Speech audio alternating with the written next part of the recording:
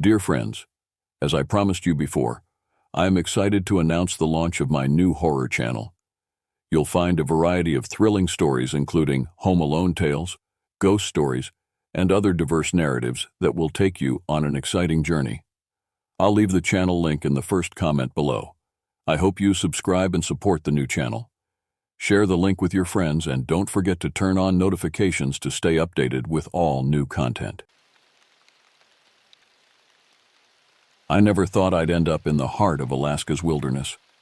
Growing up in the suburbs, my connection to nature was limited to weekend hikes and summer camping trips, but something about the raw, untamed vastness of Alaska had always pulled at me, like an ancient voice calling from the depths of primordial forests.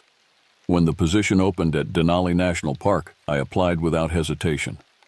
6 months later, I found myself driving up the single road that penetrated the 6 million acres of wild terrain, watching the mountains rise before me like giants awakening from slumber. "You chose a hell of a post," said Ross, the gray-bearded veteran ranger who was showing me around. Unexplained Station is about as remote as it gets, 20 miles to the nearest ranger post, 60 to anything resembling civilization. The cabin stood beside a mirror-still lake, surrounded by dense spruce forest that climbed the nearby hills before giving way to the tundra and the distant snow-capped peaks. It was early June, but the air still carried a bite that reminded me winter was never far away in these parts. "Previous ranger couldn't hack it," Ross continued, as he helped me unload my gear. "Said the isolation got to him, started hearing things in the woods at night." I laughed nervously. "What kind of things?" Ross shrugged. "People get strange out here alone. The wilderness plays tricks on your mind when you've got nothing but your thoughts for company." The cabin was sturdy and well-equipped. A main room with a wood stove, a small kitchen area, a bedroom, and an office space filled with maps, radios, and weather monitoring equipment. Solar panels and a backup generator provided power, and a satellite phone offered my only reliable connection to the outside world. "Your main job is monitoring wildlife, assisting any hikers who make it this far out, and keeping an eye on environmental conditions," Ross explained. "Search and rescue when needed, though that's rare out here.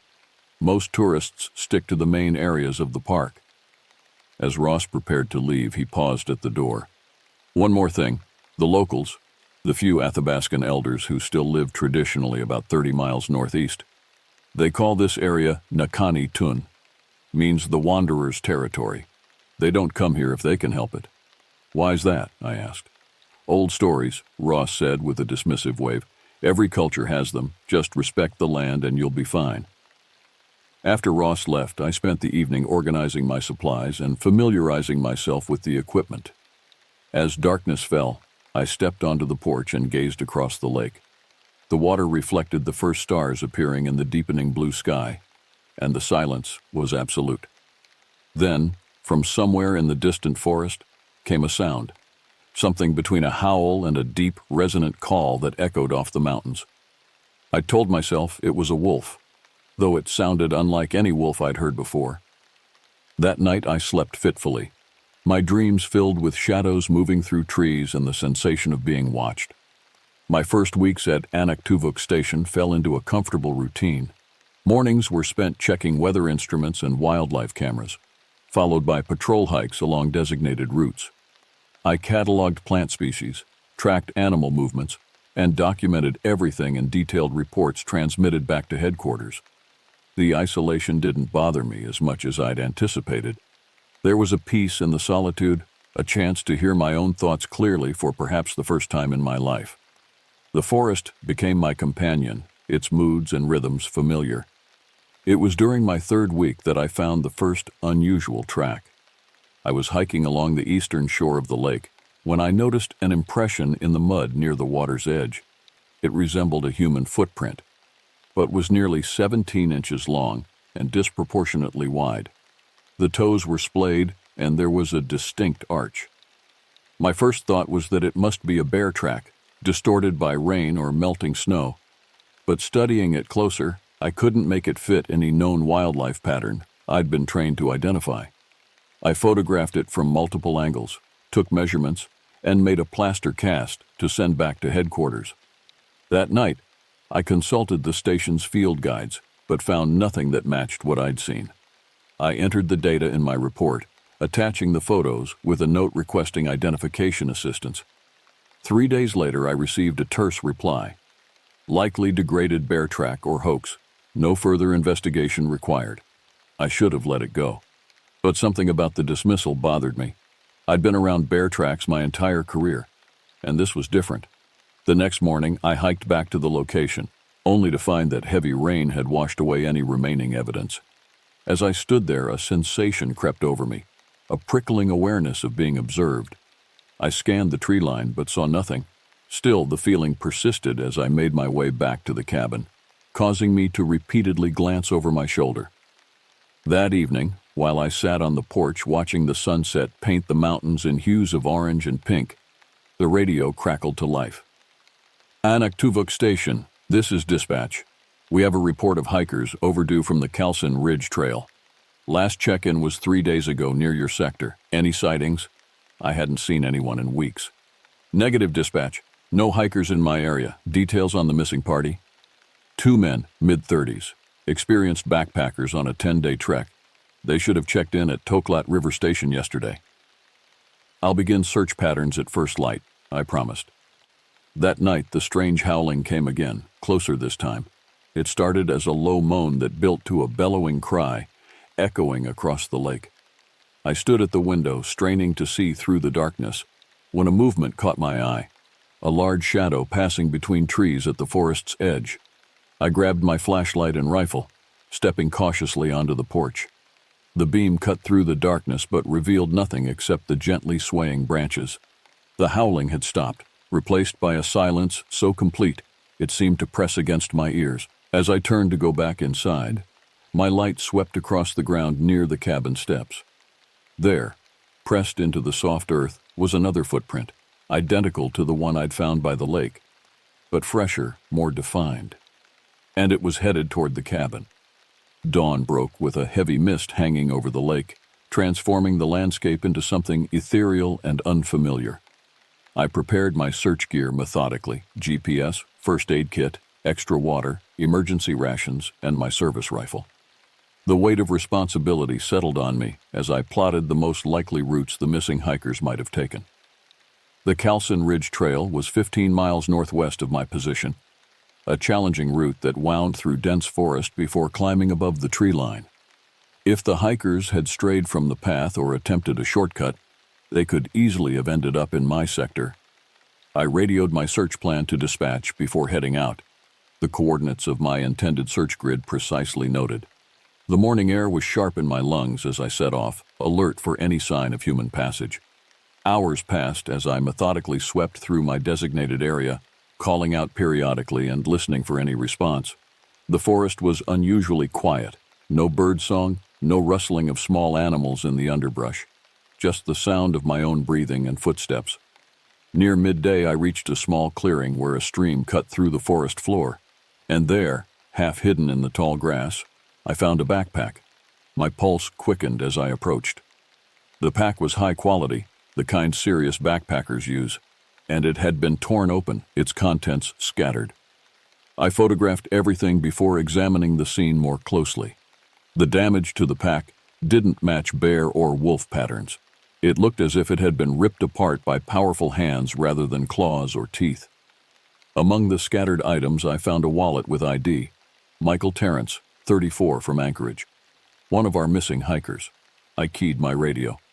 Dispatch, this is Unexplained. I've located gear belonging to one of the missing hikers. Signs of wildlife interference. No visual on individuals yet. After marking the location, I widened my search pattern. 30 yards further, I found a tent site. The tent half erected, sleeping bags unrolled inside.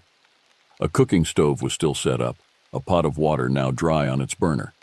It appeared they had been in the process of making camp when something happened. There was no blood, no signs of injury or struggle beyond the damaged backpack. It was as if they had simply walked away, leaving everything behind, or been taken. The thought sent a chill through me despite the afternoon warmth. I continued searching until the light began to fade, finding nothing more than a single boot print in mud near the stream. A human print, not the large, unusual tracks I'd found earlier. I marked all locations on my GPS and reluctantly headed back to the cabin, knowing that searching in darkness would be futile and dangerous. The return journey felt longer, the forest shadows deeper. Twice I stopped, certain I heard movement paralleling my path just beyond visual range. Each time I called out, only silence answered. When the cabin finally came into view, relief washed over me. I hurried inside, securing the door behind me before radioing a complete report to dispatch.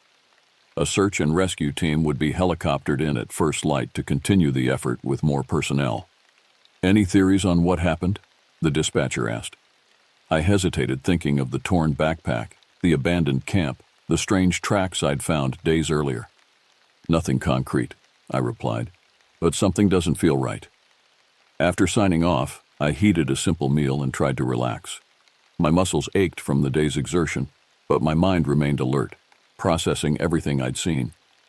I was almost dozing when a sharp crack jolted me awake, the unmistakable sound of a branch breaking under significant weight, very close to the cabin. I grabbed my flashlight and moved cautiously to the window. The beam illuminated nothing but trees and shadows. Then, just at the edge of the light's reach, I caught a glimpse of movement, something large, upright, retreating into the darkness. Heart pounding, I retrieved my rifle and moved to the door, debating whether to investigate further. Professional duty warred with primal instinct, the latter screaming at me to stay inside, to keep barriers between myself and whatever lurked in the forest.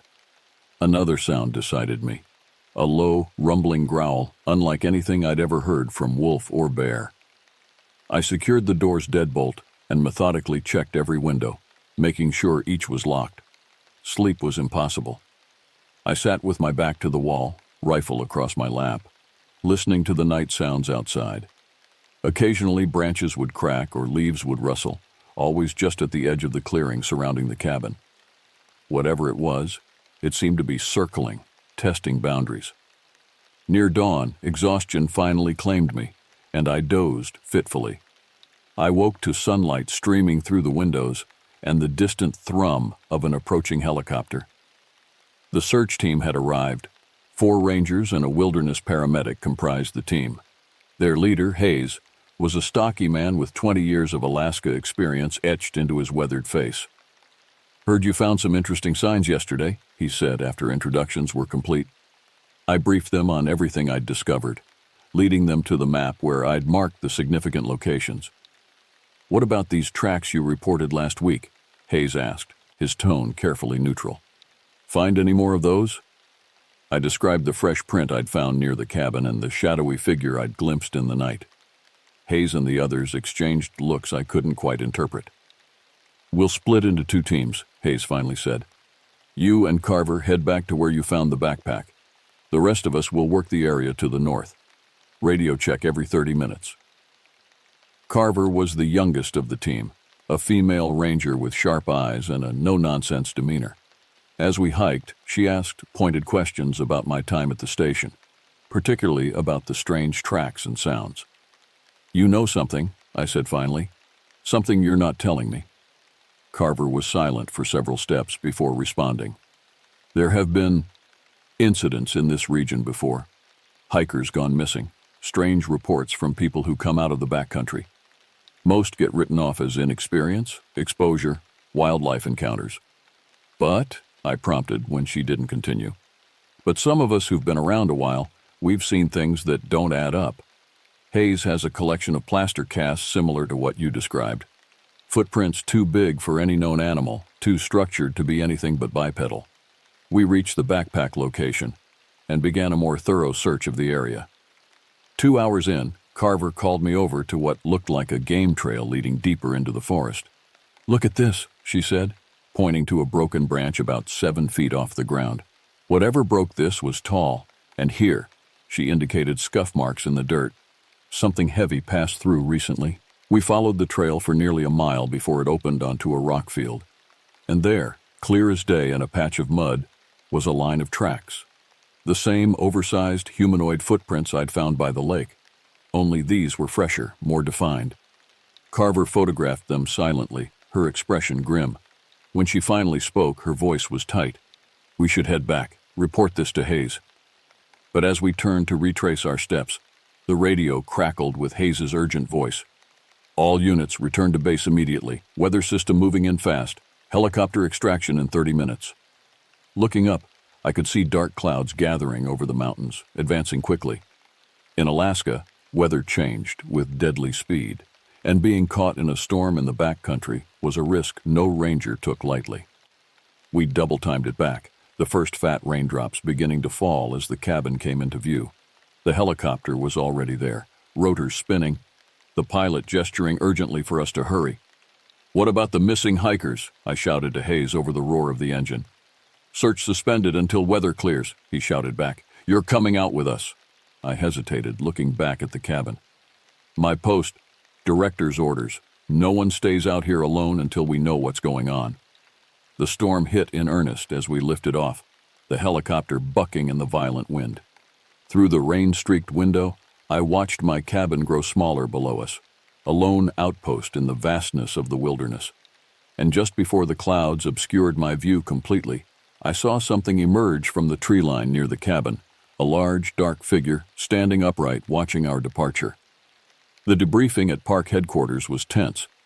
Hayes, the senior rangers, and the park director listened to my report, with expressions that shifted between skepticism and concern. I presented the photographs, the measurements, my daily logs, all laid out in meticulous detail. "And you're certain these tracks don't match any known wildlife pattern?" the director asked. A thin man named Lawson, whose desk job had softened what had once been a ranger's physique. "Absolutely certain," I replied.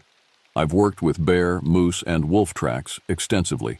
These are bipedal, structured like a human foot but much larger, and with anatomical differences." Lawson exchanged glances with Hayes. "And the missing hikers? No sign of them beyond the abandoned camp?" "None that we found before the weather forced evacuation. The search needs to continue as soon as possible." Lawson nodded slowly. "We have other teams out, approaching from different sectors, but I'm not sending anyone back to Anaktuvuk Station until we have a better understanding of what we're dealing with." After the meeting, Hayes pulled me aside. "There's someone you should talk to," he said quietly. "Not officially, you understand. But she might have insights about what you've experienced."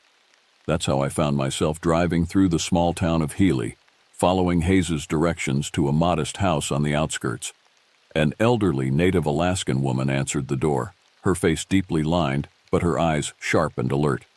"This is Nora Ishnuk," Hayes introduced us, elder of the Koyukon Athabaskan people. "Nora, this is the ranger I told you about, stationed at Anaktuvuk." Nora nodded slowly, studying me with an intensity that made me uncomfortable. "Come in," she finally said. "We have much to discuss." Inside, the house was warm and filled with traditional crafts, beadwork, carved wooden masks, and woven baskets. Nora served us tea in silence before settling into an armchair across from us. "Tell me exactly what you saw," she said without preamble. "Everything, even what seems impossible." I recounted my experiences, the tracks, the sounds in the night, the shadowy figure by the tree line, the abandoned camp of the missing hikers. Nora listened without interruption, her gaze never leaving my face. When I finished, she sighed deeply. "The Nakani," she said simply. "What your people call Bigfoot." Despite myself, I felt a flicker of disappointment. I'd hoped for a more concrete explanation than local folklore. Sensing my reaction, Nora leaned forward. "You think this is just stories? The Nakani have been known to my people since before the Russians came. We have always shared these lands with them, keeping our distance, respecting boundaries." "If they're real," I asked, "why isn't there conclusive evidence? In an age of cameras and scientific research?" "They are intelligent," Nora cut me off. "More intelligent than most give them credit for. They know how to avoid human detection, living in the most remote areas, moving primarily at night, and those who do encounter them often don't return to tell their stories." Hayes shifted uncomfortably beside me. "Nora, what about the missing hikers? If these creatures were involved, what might have happened?" Nora's expression darkened. "The Nakani are territorial, especially in certain seasons. They leave warnings, signs that humans should stay away. If those warnings are ignored. What signs? I asked, thinking of the tracks I'd found weeks before the hikers went missing. Markers. Broken branches placed in specific patterns, rocks stacked in unnatural ways, footprints left where they will be found. Vocalizations that carry for miles through the mountains. A chill ran through me as I remembered the strange howling I'd heard on multiple nights. Those hikers, Nora continued, they entered territory that was marked as forbidden. If they were taken, it was because they crossed boundaries they should have respected. Taken where? I pressed. Nora shook her head. There are places in the deep forest where even our hunters will not go. Caves in the high mountains. Valleys hidden between peaks that don't appear on any map. I wanted to dismiss it all as superstition, yet I couldn't explain away what I'd seen with my own eyes. How do I protect myself if I go back to the station? You're considering going back? Hayes asked, surprised. Those hikers might still be alive, I said, and it's my post. I can't abandon it based on folklore, no matter how unsettling. Nora studied me for a long moment. The old ones taught us to leave offerings at the boundaries of their territory. Not food or objects, but songs. Sounds carry meaning to the Nakani. If you must return, show respect through your voice. Let them know you acknowledge their presence and their right to the land. It sounded absurd, singing to appease forest creatures straight out of cryptozoology textbooks. Yet something in Nora's certainty gave me pause. There is one more thing, she said, rising and moving to an old cedar chest in the corner. From it, she withdrew a small pouch made of worn leather. This contains kinnikinnick, sacred herbs. If you burn a small amount each evening, the smoke will create a boundary they rarely cross. I accepted the pouch, more out of respect for her beliefs than any conviction it would help. Thank you. As we prepared to leave, Nora gripped my arm with surprising strength. The Nakani have lived alongside us for thousands of years. They are not evil, but they are powerful and protective of what is theirs. If you return, remember, you are the visitor in their home. The drive back to headquarters was quiet. Both Hayes and I lost in our own thoughts. You don't really believe all that, do you? I finally asked him. Hayes kept his eyes on the road. 22 years ago, my first season as a ranger, I was posted even more remote than you. Adigan Pass, up by the Brooks Range. One night something tried to get into my cabin, something strong enough to nearly tear the door off its hinges.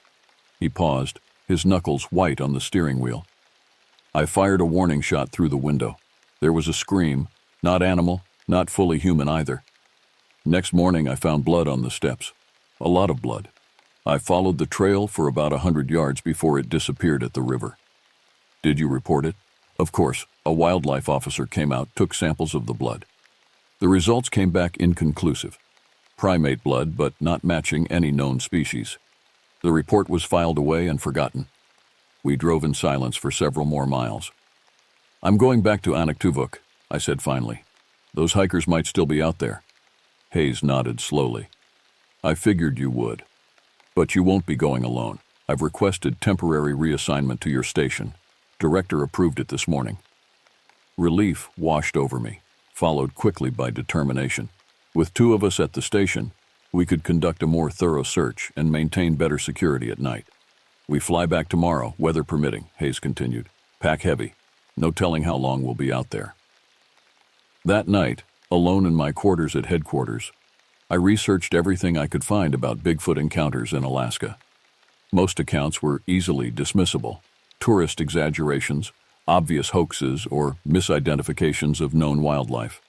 But there were others, detailed reports from experienced outdoorsmen, Forest Service personnel, and indigenous hunters that couldn't be so easily explained away. Patterns emerged. The territorial behavior, the warning signs, the vocalizations, all matching what I'd experienced and what Nora had described. As I finally drifted toward sleep, a new thought formed. What if the missing hikers hadn't been taken against their will? What if they had followed the tracks, just as I had been tempted to do, drawn deeper into the wilderness by curiosity and the tantalizing possibility of documenting something extraordinary? And if so, what had they found? The helicopter touched down near my cabin the following afternoon. The storm had passed, leaving behind crystalline air that made the distant mountains seem close enough to touch. Hayes and I unloaded our gear efficiently, both of us scanning the tree line as we worked. The cabin appeared undisturbed, exactly as I'd left it.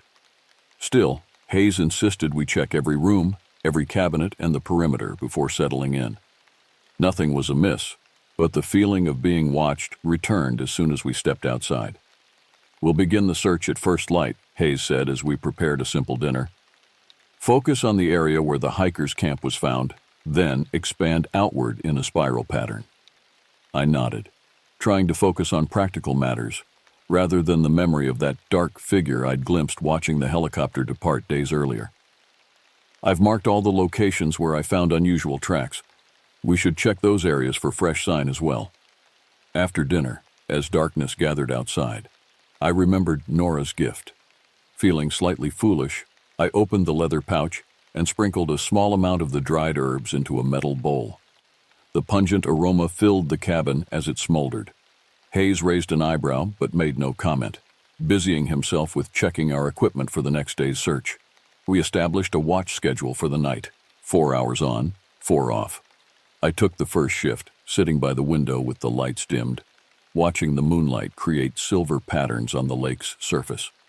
For the first 2 hours, nothing moved except the occasional breeze through the trees. Then, just after midnight, I heard it, the same haunting call that had awakened me on previous nights. It started low, almost subsonic, before rising to a mournful cry that echoed across the water. I woke Hayes with a hand on his shoulder, pressing a finger to my lips. We listened together as the call came again, closer this time. "Vocal range too wide for a wolf," Hayes whispered. "Not a bear either." "Nakani?" I asked, the word feeling strange on my tongue. Hayes just shook his head, not in denial but in uncertainty. We remained still, listening as the calls continued, seeming to circle the cabin at a distance. Then, abruptly, they stopped. The silence that followed was somehow more unnerving than the sounds had been. Just before dawn during Hayes's watch, the radio crackled to life, the first communication we'd received since arriving. "Anaktuvuk Station, this is dispatch. Report status, over." Hayes responded immediately. "Dispatch, this is Ranger Hayes at Anaktuvuk, all secure. Preparing to begin search operations at daybreak. Be advised, we have new information on missing hikers. Satellite phone ping received approximately 6 miles northeast of your position. Bearing 058. Signal was brief, no voice communication established." We looked at each other. 6 miles northeast would place the signal deep in the roadless backcountry, in an area of dense forest and rugged terrain that was rarely traversed even by the most adventurous hikers. "Acknowledged, dispatch. We'll adjust search pattern to investigate the signal source." As the sky lightened, we gathered our gear and studied the maps. The area where the signal had originated was marked only with contour lines and the vague notation, "mixed forest." No trails, no landmarks, nothing to indicate why anyone would venture there. "It makes no sense," I said, tracing the likely route from the hikers' abandoned camp to the signal location. "Why would they head deeper into the wilderness instead of toward a ranger station or the park road?" Hayes had no answer, but his expression was grim as he checked his rifle and secured extra ammunition in his pack. We set out as the first rays of sunlight touched the mountains, moving at a steady pace through terrain that grew increasingly difficult. By midday, we had covered nearly 3 miles, the forest around us becoming denser, the undergrowth more tangled. "Look at this," Hayes called, kneeling beside a fallen tree. A strip of fabric, blue nylon, the kind used in high-end hiking jackets, was caught on a broken branch. "Recent, the color hasn't faded." Encouraged by this sign, we pressed on. The forest changed subtly as we progressed. The trees older, larger, with dense canopies that created a perpetual twilight below. Moss covered everything, muffling our footsteps and creating an eerie silence broken only by our breathing. Near what we estimated was the 5-mile mark, we found more evidence. A single hiking boot, its laces neatly tied, sitting in the middle of a small clearing as if placed there deliberately. "This isn't right," I murmured, inspecting the boot. It showed no damage, no signs of being forcibly removed. It's like he just stepped out of it and continued on. Hayes nodded, his face tense. Like breadcrumbs. But leading where? And why? We continued forward with increased caution, both of us now moving with weapons ready. The GPS indicated we were approaching the coordinates where the satellite phone signal had been detected.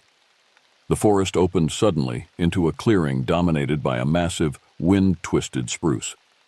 At its base, partially hidden by exposed roots, was the entrance to what appeared to be a natural cave or crevice in the rocky soil.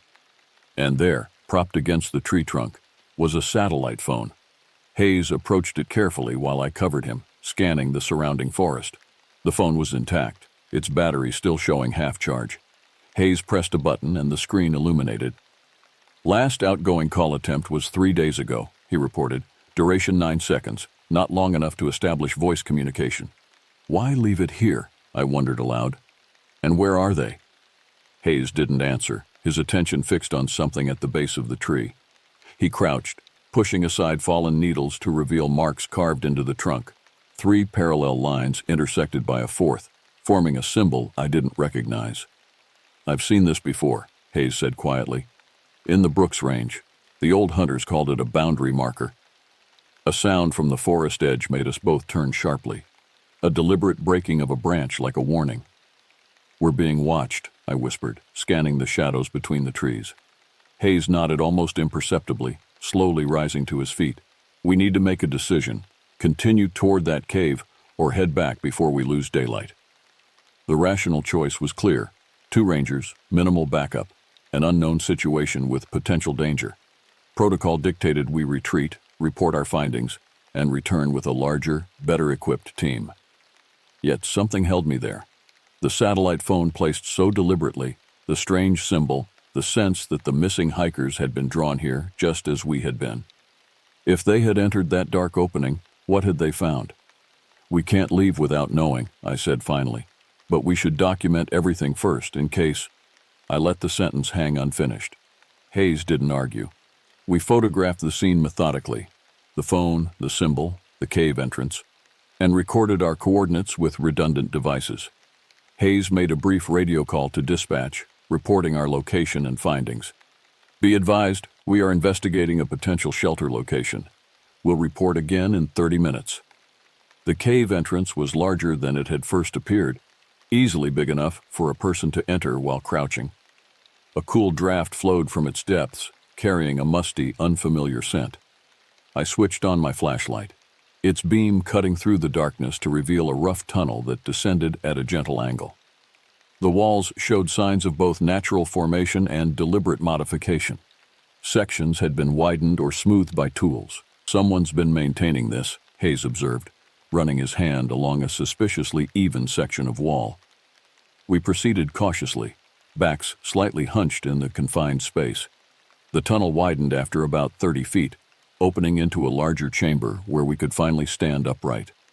My flashlight beam revealed a space about 20 feet across, the ceiling supported by natural rock columns. The floor had been deliberately cleared and flattened, but it was the walls that captured our attention. They were covered with paintings. Red ochre and black charcoal depicted stylized human figures, animals, and strange, elongated forms that resembled upright creatures with disproportionately long arms. Interspersed among these were handprints, some human-sized, others much larger. This is incredible, I breathed, moving closer to examine the artistry. These could be ancient, or made to look ancient, Hayes cautioned, though his voice held a note of awe. Either way, this place is important to someone. A narrow passage led deeper from the main chamber. Without discussing it, we both knew we needed to continue. The passage twisted and descended further, the air growing noticeably cooler. After what seemed like 100 yards of careful progress, it opened into a second, larger chamber. And there, illuminated in our flashlight beams, we found the missing hikers' equipment, backpacks, sleeping bags, cooking gear, all arranged neatly along one wall. A small LED lantern still glowed faintly, its battery nearly exhausted. They were here, Hayes said unnecessarily, willingly by the look of it. This is set up like a camp, not like prisoners. I moved further into the chamber. my light catching the gleam of something reflective in a far corner. A notebook, expensive, waterproof, the kind serious field researchers use. I opened it carefully. The pages contained meticulous notes, drawings, and coordinates. The handwriting started neat and ordered, but became increasingly erratic in later entries. "Listen to this," I said, reading aloud from one of the final entries. "Day 7. We've been accepted. The sentinels still watch from a distance, but they no longer display threat behaviors when we approach. M believes we'll be taken to the colony soon. The vocalizations changed tonight. Higher pitch, more complex patterns. They're communicating something specific about us, no longer fearful for our safety. This discovery will change everything we thought we knew." Hayes took the notebook from me, flipping through the earlier pages. "These guys weren't just hikers," he said grimly. "They came looking for the Nakani, deliberately." A sudden draft extinguished our lantern, plunging us into darkness broken only by our flashlights. And with the darkness came a sound, a low, rumbling growl from the tunnel behind us, followed by the unmistakable cadence of heavy footsteps approaching. The footsteps halted at the chamber entrance. Hayes and I backed against the far wall, both operating on Ranger survival instinct, as we positioned our flashlights to illuminate the passage while keeping our peripheral vision clear of the beams. The growl came again, lower this time, almost subsonic. The vibration of it felt as much as heard. Then, slowly, something began to emerge from the tunnel into the chamber. First came a massive hand, not a paw, but a hand with opposable thumbs and defined fingers covered in dark hair. It gripped the edge of the rock entrance, the muscles beneath the hair rippling with controlled strength. I had expected fear, but what washed over me instead was a profound sense of awareness, the certainty that I stood at a threshold few humans had ever crossed. Hayes must have felt it too, for neither of us raised our weapons. We stood frozen as a figure ducked through the entrance and rose to its full height before us. 8 feet tall, perhaps more, with powerful shoulders and a barrel chest, covered in dark brown hair that hung longer around a face that was both alien and eerily familiar. The brow ridge was prominent, the jaw robust, but the eyes were unmistakably intelligent, studying us with an intensity that made it clear we were being evaluated. Behind it came a second figure, slightly smaller but moving with the same fluid grace that belied its size. This one carried something, a bundle wrapped in what looked like hand-processed leather. The larger being made a series of sounds, clicks, deep resonant tones, and what could only be described as words in a language I'd never heard, but which contained distinct patterns and repetitions. "They're talking," Hayes whispered beside me, his voice filled with wonder and disbelief. The smaller figure stepped forward, placing the bundle on the ground between us. With deliberate movements, it unwrapped the leather to reveal a human artifact. A digital camera, the same high-end model I'd seen listed in the missing hiker's equipment inventory. The larger being made another series of sounds, then pointed to the camera, to us, and finally toward a side passage we hadn't noticed before, a smaller tunnel leading deeper into the earth. The meaning seemed clear, even without shared language. They were showing us something, offering evidence. Moving slowly, telegraphing my actions, I stepped forward and picked up the camera. It powered on, the battery still holding charge. The display showed it contained 342 images. I began to scroll through them, Hayes moving cautiously to look over my shoulder. The first images were typical hiking photographs, landscapes, trail markers, wildlife. Then they changed, becoming more focused, more deliberate. Distant figures at the edge of clearings, dark shapes moving between trees, footprints identical to those I'd found by the lake. The progression was clear. The hikers had started following the signs, documenting their investigation. The later images were extraordinary. Closer views of the beings now standing before us, clearly taken with long telephoto lenses from concealed positions. The final sequence showed a settlement of sorts. Structures built into hillsides and among massive trees, partially concealed by the forest but revealing a complex community. As we viewed the images, the larger being watched our reactions carefully. When we reached the end of the sequence, it made another series of sounds and gestured again toward the side passage. I think they want to show us where the hikers are, I said quietly. Hayes nodded, his professional training warring visibly with the unprecedented situation. This is beyond anything in the manual, he murmured, but I don't sense threat. We followed as the two beings led us through the narrow passage, which wound deeper before beginning a gradual ascent. After perhaps 10 minutes of careful progress, we felt fresh air flowing from ahead. The tunnel widened and suddenly we emerged, not into another cave, but onto a ledge overlooking a hidden valley, nestled between steep mountain walls. Below us, a community spread across several acres of forest clearing, structures that blended almost seamlessly with the landscape, some built into living trees, others formed from intricately arranged stone and timber, housed what appeared to be dozens of the beings. They moved about the settlement with purpose, carrying out tasks, interacting in what was clearly a complex social structure. And there, near the center of the community, was a structure different from the others, more deliberately constructed, with a door-like opening and what might have been windows covered with translucent material. Outside, it stood two human figures, the missing hikers. Even from this distance, it was clear they were unrestrained, moving freely, engaged in what appeared to be communication with several of the beings.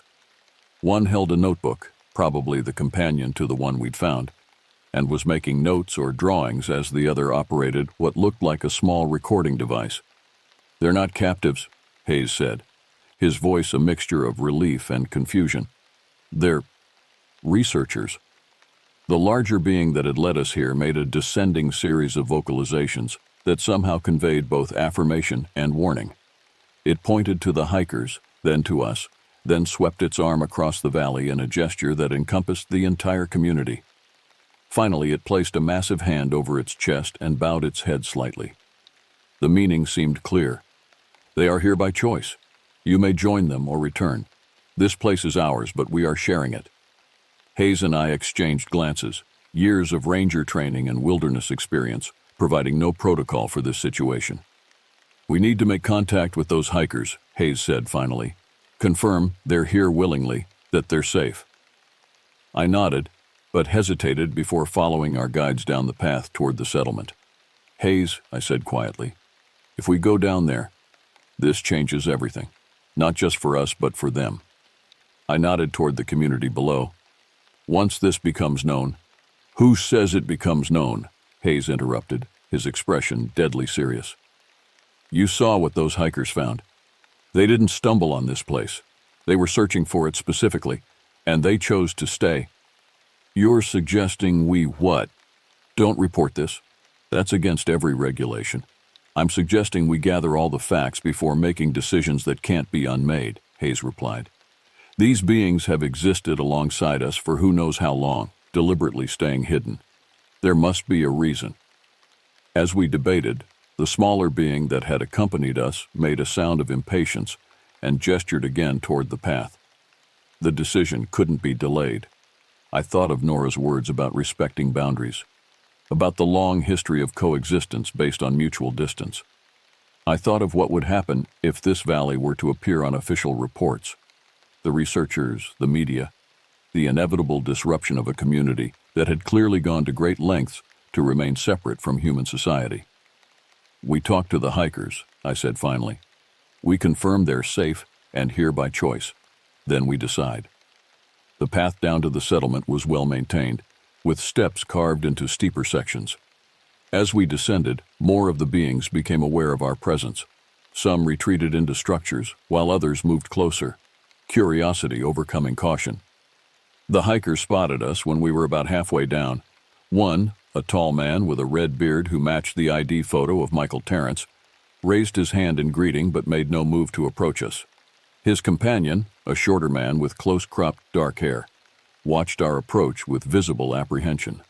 When we finally stood face to face, Terrence spoke first, his voice rough from disuse of English. "Rangers, we figured someone would come eventually." "You've been reported missing," Hayes said. "Your families are worried." Terrence nodded, guilt flickering across his features. "That wasn't the plan. We were supposed to complete our expedition and return with enough evidence to be taken seriously, but—" He gestured at the settlement around us. Once we found this, everything changed. You came looking for them specifically, I said, not a question. We've been tracking evidence for years, the second man said. Footprints, hair samples, sound recordings. We knew they were real, but we never imagined. He trailed off, looking around with undisguised wonder. Are you being held against your will? Hayes asked, direct and professional. Both men laughed, the sound startling after the tension of our journey. Far from it, Terrence said. They could have eliminated us a dozen times. Instead, they watched us, evaluated us, and eventually brought us here. They're a complex society, the second man added. Their language has syntax and grammar. They use tools, maintain agricultural plots further up the valley. They're intelligent, not human, but... He struggled for words. People, in every meaningful sense. And you decided to stay, I prompted. Terrence nodded. Temporarily. They've allowed us to document their community, their habits, their language. Knowledge that's been sought for centuries, but with strict conditions. No location data can leave the valley, the second man continued. No photographs that could lead others here. They understand the threat exposure would bring. Hayes looked at me, the question in his eyes matching my own thoughts. So what happens now? He asked the hikers. Your families, your lives back home, you've just abandoned them? Terrence's expression sobered. We plan to return next week. Take what we've learned, but protect this place. Publish enough to prove their existence without endangering them. And you think that's possible? I asked skeptically. Once the world knows they're real, every expedition, every corporation, every government agency will be looking. That's why we need your help, the second man said quietly. As rangers, your reports will carry weight. You can help shape the narrative, establish protective protocols. Around us, the community continued its activities, the beings occasionally glancing our way but otherwise unperturbed by our presence. I noticed smaller figures, juveniles perhaps, watching curiously from doorways, evidence of a thriving population.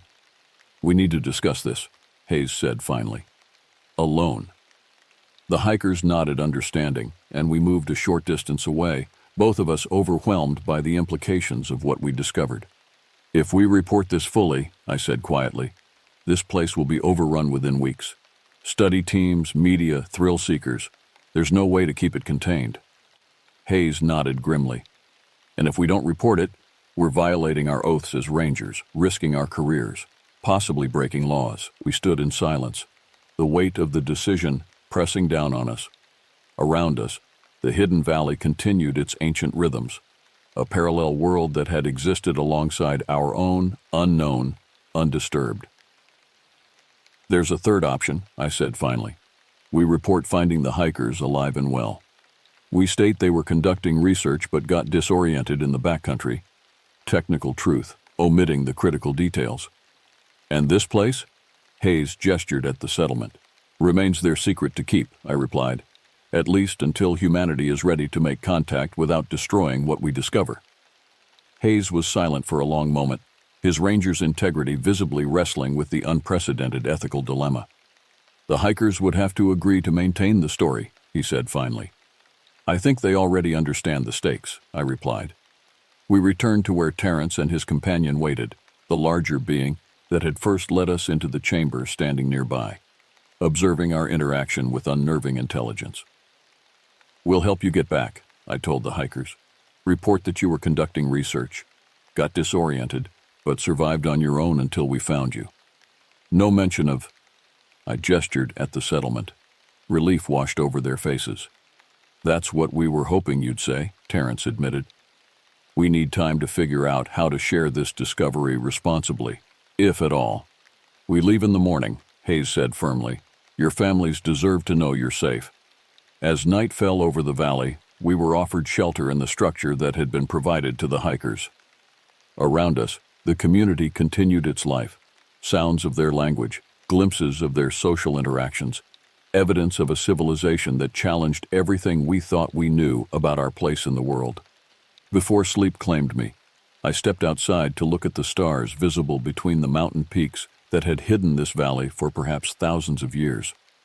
The larger being, the one I'd come to think of as the leader, stood nearby, its own gaze turned skyward. Without thinking, I spoke to it directly. "We'll keep your secret," I said, knowing it couldn't understand my words but hoping it might grasp my meaning. "But others will come eventually. It's inevitable." The being turned to me, its eyes reflecting starlight. It made a series of sounds, different from before, almost musical in their cadence, and placed one massive hand gently on my shoulder before pointing to the mountains, then to its chest, and finally to me. I couldn't translate the specific meaning, but the sentiment seemed clear. "We share this land. We have always been here. Now you know." As I returned to the shelter, I realized that while I had come to Alaska seeking wilderness and solitude, I had found something far more profound. A humbling reminder that humanity's understanding of the world remains incomplete, that mysteries still inhabit the wild places, and that sometimes the most important discoveries are those we choose to protect rather than exploit. In the morning, we would begin the journey back to my cabin, then to headquarters, carrying a secret that would both burden and enrich us for the rest of our lives. The official report would be simple: missing hikers found alive. The truth was anything but simple: a hidden valley, an ancient people, and the thin boundary between the known world and the wilderness that still harbors its deepest mysteries. As I drifted toward sleep, I heard the haunting call that had first drawn my attention weeks ago, but now, knowing its source, it no longer sounded alien or threatening. It was simply a voice in the night, calling across mountains that had witnessed the parallel journeys of two intelligent species, occasionally intersecting but largely separate, both finding their own way through the shadows of Denali. The faintest hint of dawn crept through the pines as I stepped onto the weathered porch of my cabin. Steam rose from my coffee mug, disappearing into the cool mountain air. Lake Nemeshin stretched before me, its surface perfectly still, mirroring the towering peaks that surrounded it like ancient guardians. This remote corner of the Cascade Wilderness had been my home for 3 seasons now, and I still hadn't grown tired of the view. My name is Kalitaka Rivers, Kale to most people who struggle with the pronunciation. The name means guardian of the people in Hopi, a weighty inheritance from my grandfather, who insisted I carry on the tradition, even though our bloodline had been diluted through generations of marriage outside the tribe. Sometimes I wondered if that name had somehow guided me to this life, to this isolated ranger station 26 miles from the nearest town. I took a long sip of coffee, savoring the bitter warmth as I contemplated the day ahead. Spring melt-off had finally subsided, and the summer hiking season would soon bring scattered groups of tourists to test themselves against the wilderness. For now, though, the forest belonged to me and the creatures that called it home. The radio crackled to life from inside the cabin. "Nemeshin Station, this is dispatch, come in." I sighed and walked back inside, setting my mug on the small table crowded with maps and logbooks. "Nemeshin Station receiving, go ahead dispatch," I answered, pressing the transmit button. "Morning, Kale. Just checking in. Any issues to report?" "All quiet here, dispatch. Trail assessment scheduled for today. Northwest passage up to Mirror Lake." "Copy that. We've got reports of some deadfall on that route after the storms last week. Might want to bring the chainsaw." "Already loaded in the UTV. Anything else?" "Yeah, you've got visitors coming. 2 researchers from the university scheduled to arrive tomorrow. They're doing some kind of habitat study. Official paperwork came through last night." I frowned. No one had mentioned visitors, especially this early in the season. "Copy that. I'll prepare the guest cabin. Nemeshin out." I placed the radio back in its charger and returned to the porch, my peaceful morning routine disrupted. The guest cabin hadn't been used since last fall. It would need cleaning and fresh supplies. The sun had finally crested the eastern ridge, casting long shadows across the lake. In the new light, I noticed something unusual on the far shore, a dark shape moving along the tree line. I reached for my binoculars and focused on the area. Nothing. Whatever it was had disappeared into the dense forest. Probably a moose or elk coming down for a morning drink. Yet something about the movement had seemed different, more deliberate. I shook off the uneasiness. After years as a park ranger, I'd learned to trust my instincts, but I'd also learned that the forest plays tricks on the eyes, especially in the half-light of dawn. After finishing my coffee, I packed gear for the day's work. The Northwest Trail needed clearing before the seasonal influx of hikers. The Forest Service issued me standard equipment: handheld radio, first aid kit, maps, compass, multi-tool, but experience had taught me to add my own essentials: extra water, high-calorie snacks, emergency shelter, and a revolver. The gun was technically against regulations, but after an encounter with a rabid wolf 2 years ago, I never ventured into the backcountry without it. As I loaded the utility vehicle, my thoughts drifted to how I'd ended up here. Most of my academy classmates had chosen busier parks with more amenities and better pay. But something about Nemishin had called to me when the position opened up. Maybe it was the challenge of complete self-reliance. Maybe it was the escape from a failed relationship and mounting debts. Or maybe it was something deeper, a connection to this land that I couldn't quite explain. My grandfather would have said the mountains had chosen me, not the other way around. He believed in such things: spirits in the trees, voices in the wind, ancient beings watching from the shadows. As a child, I'd absorbed his stories like gospel. As an adult with a degree in forestry and wildlife management, I'd filed them away as cultural mythology. Beautiful, but not literal. Yet sometimes, alone in these woods, I caught myself listening for those voices. I drove the UTV along the shoreline trail, heading northwest toward the area where fallen trees had been reported. The morning warmed quickly as spring sunshine filtered through the canopy. Birds called overhead, and occasionally I spotted deer watching curiously from the undergrowth before bounding away. About 3 miles in, I encountered the first major obstacle: a massive old-growth pine that had toppled across the trail. The trunk was over 3 feet in diameter, far too large for my chainsaw to handle in one cut. I'd need to section it carefully. As I prepared the equipment, the forest around me fell suddenly, unnaturally silent. No bird song, no rustling leaves, no chattering squirrels. Just complete stillness that prickled the hair on my neck. I switched off the chainsaw and listened. Nothing. Then, from somewhere up the slope to my right, came the distinct sound of breaking branches. Heavy footsteps moving through the underbrush. "Hello?" I called out. "This is Ranger Rivers. Identify yourself." No response, but the sounds continued, moving parallel to the trail. Whatever was up there was large and making no effort to conceal its presence. A bear, perhaps? But bears typically avoided humans once detected. I unholstered my revolver and held it at my side, more for reassurance than any immediate intent to use it. "Hello?" I tried again, louder this time. The movement stopped. I could feel eyes on me, watching, assessing.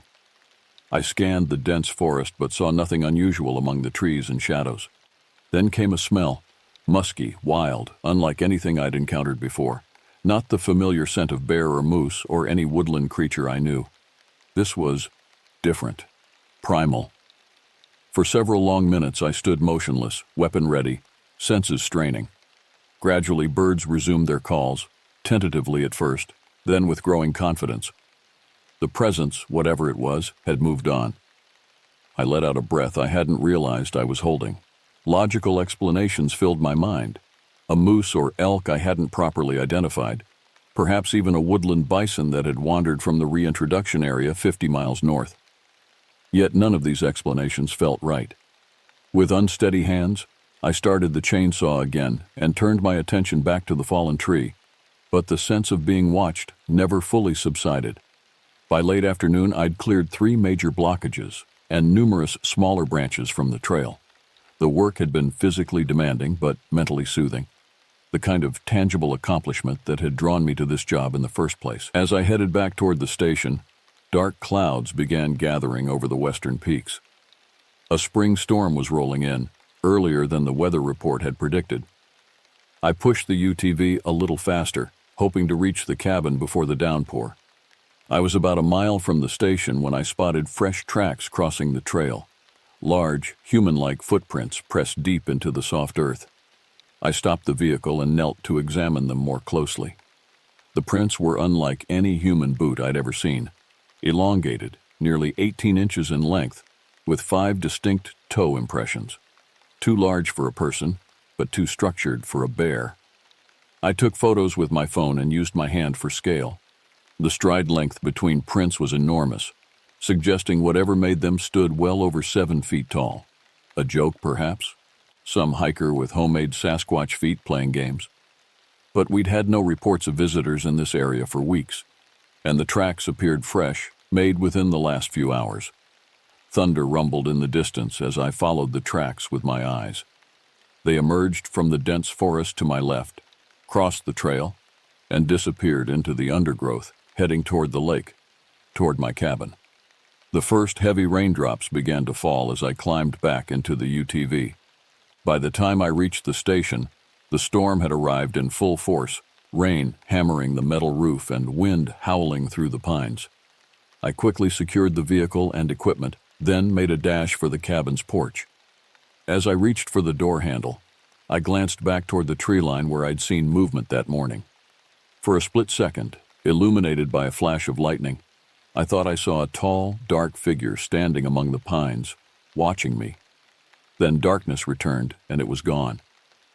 Inside, I peeled off my wet jacket and boots, trying to convince myself that exhaustion and poor light were playing tricks on my perception. I radioed in my return to dispatch, reported the cleared trails, and mentioned the unusual tracks I'd found. "Sounds like you've got yourself a Sasquatch, Rivers," the dispatcher laughed. "Better set out some bait if you want to catch it."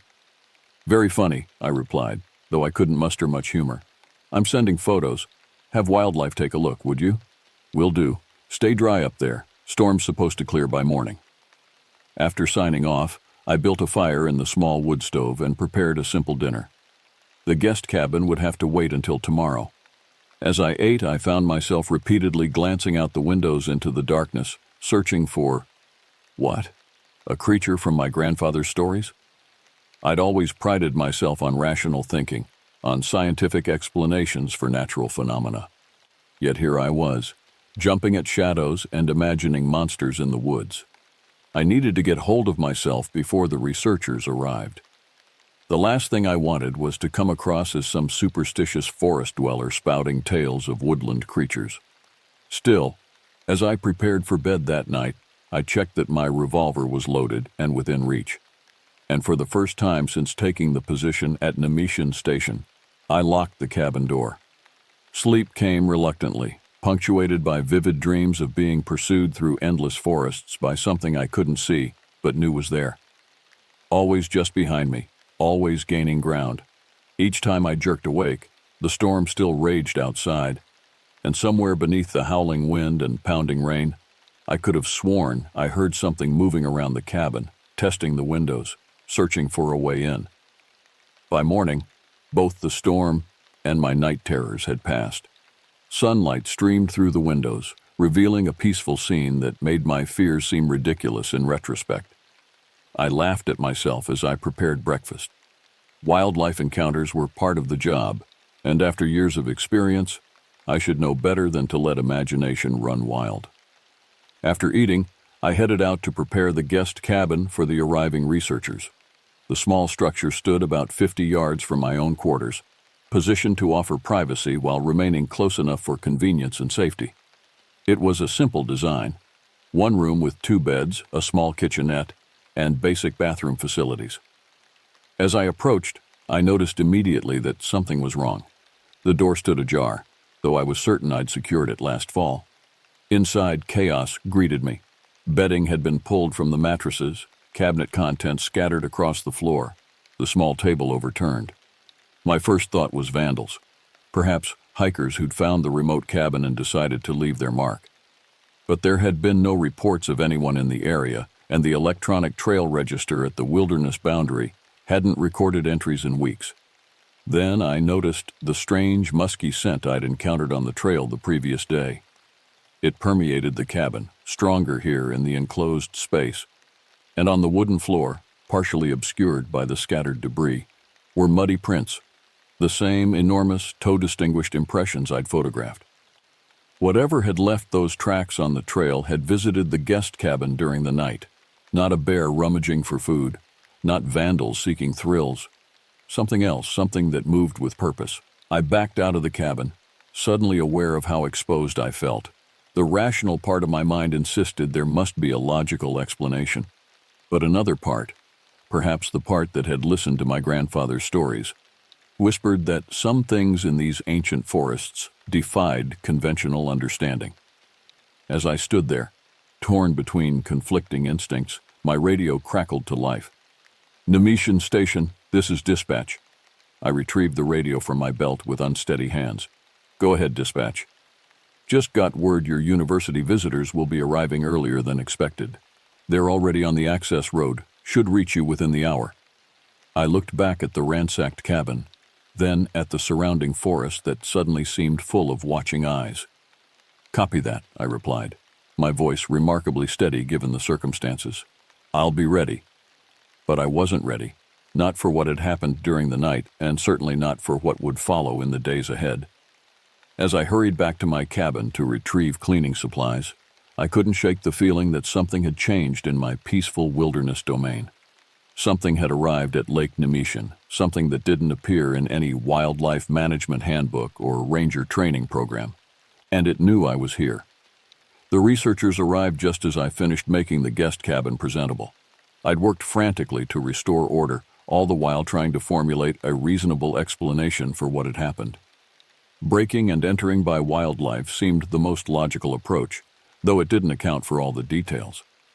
Their vehicle, a mud-splattered university-owned SUV, pulled up beside my cabin, and two figures emerged. The first was a tall, broad-shouldered man with a wild mane of reddish hair and beard that made him look more like a Viking than an academic.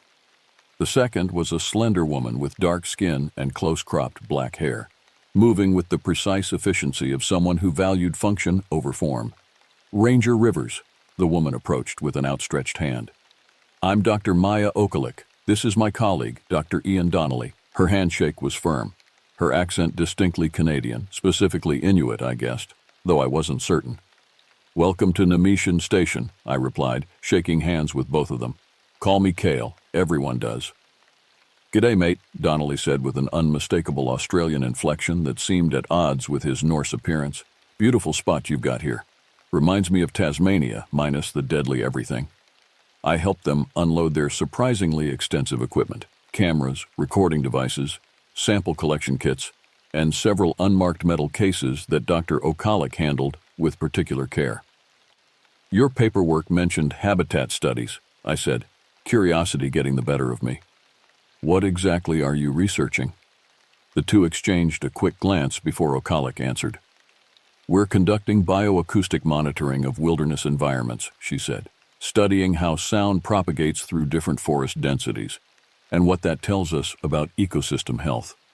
It sounded plausible enough, though it didn't explain all their equipment, or why they'd chosen Nemetian, one of the most remote stations in the system, for their work. "Interesting," I said, deciding not to press further for now. "Let me show you to your accommodations. Fair warning, we had some wildlife get into the guest cabin last night. I've cleaned up, but there might still be some disturbance." "What kind of wildlife?" Donnelly asked, suddenly alert. I hesitated. "Not entirely sure, larger than a bear based on the tracks. I took photos if you're interested." Again, that look between them, brief but meaningful. "We'd very much like to see those," Okalik said carefully. As we approached the guest cabin, I described finding the large footprints on the trail and later discovering the break-in. I deliberately avoided mentioning my more unusual observations: the feeling of being watched, the strange scent, the shadowy figure during the storm. No need to come across as unstable on first acquaintance. Inside the cabin, the researchers inspected the space with keen interest, particularly the areas where I'd pointed out the muddy prints before cleaning them. "Shame we couldn't see the originals," Donnelly muttered, kneeling to examine a faint remnant I'd missed. "I took photographs," I reminded him, pulling out my phone to show them. Both researchers studied the images with an intensity that seemed disproportionate to mere scientific curiosity. Okalik's expression remained neutral, but Donnelly's eyes widened appreciably. "Bloody hell," he whispered. "It's just like the Patterson-Gimlin prints." "The what?" I asked. Okalik shot him a warning look before turning to me with a carefully composed smile. "An old reference point in wildlife morphology," she explained smoothly. These are fascinating tracks, Ranger Rivers. Would you mind sending us these images? Not at all, I said, though something about their reaction nagged at me. And please, it's Kale. After helping them settle in, I returned to my own cabin to prepare dinner. I'd invited them to join me, partly out of hospitality, and partly because I was eager to learn more about my unexpected guests.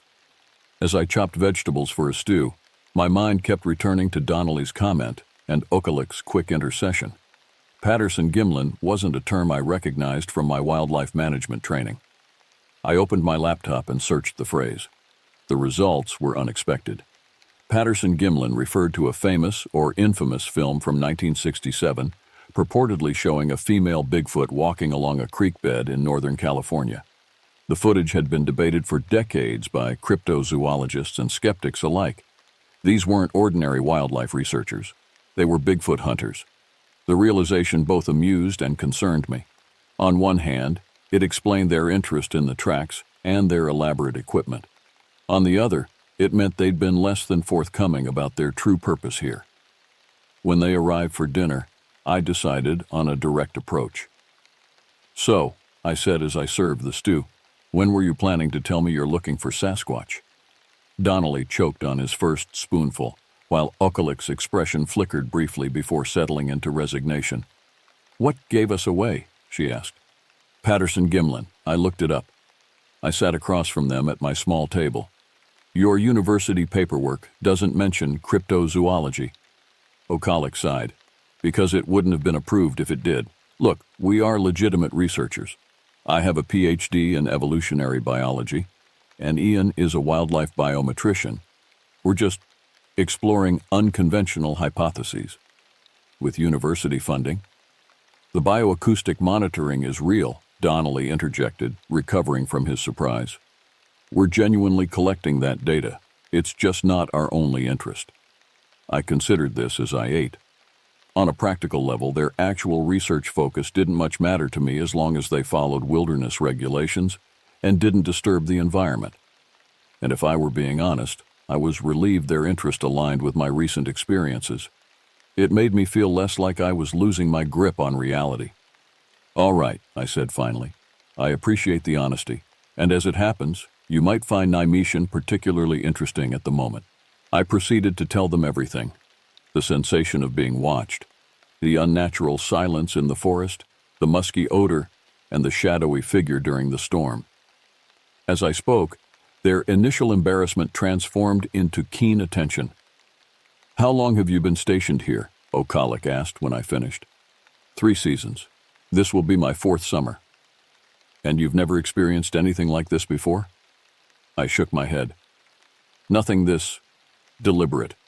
We have all the usual wildlife, bears, moose, cougars, but they behave like animals. What I've been sensing feels different, intelligent." Donnelly leaned forward eagerly. "That tracks with reported encounters, awareness of human presence, curiosity mixed with caution, strategic movement patterns.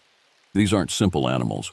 They're highly developed primates with sophisticated social structures." "If they exist at all," Okalik added with scientific caution, though her expression suggested she believed they did. "What's brought you specifically to Naimishan?" I asked.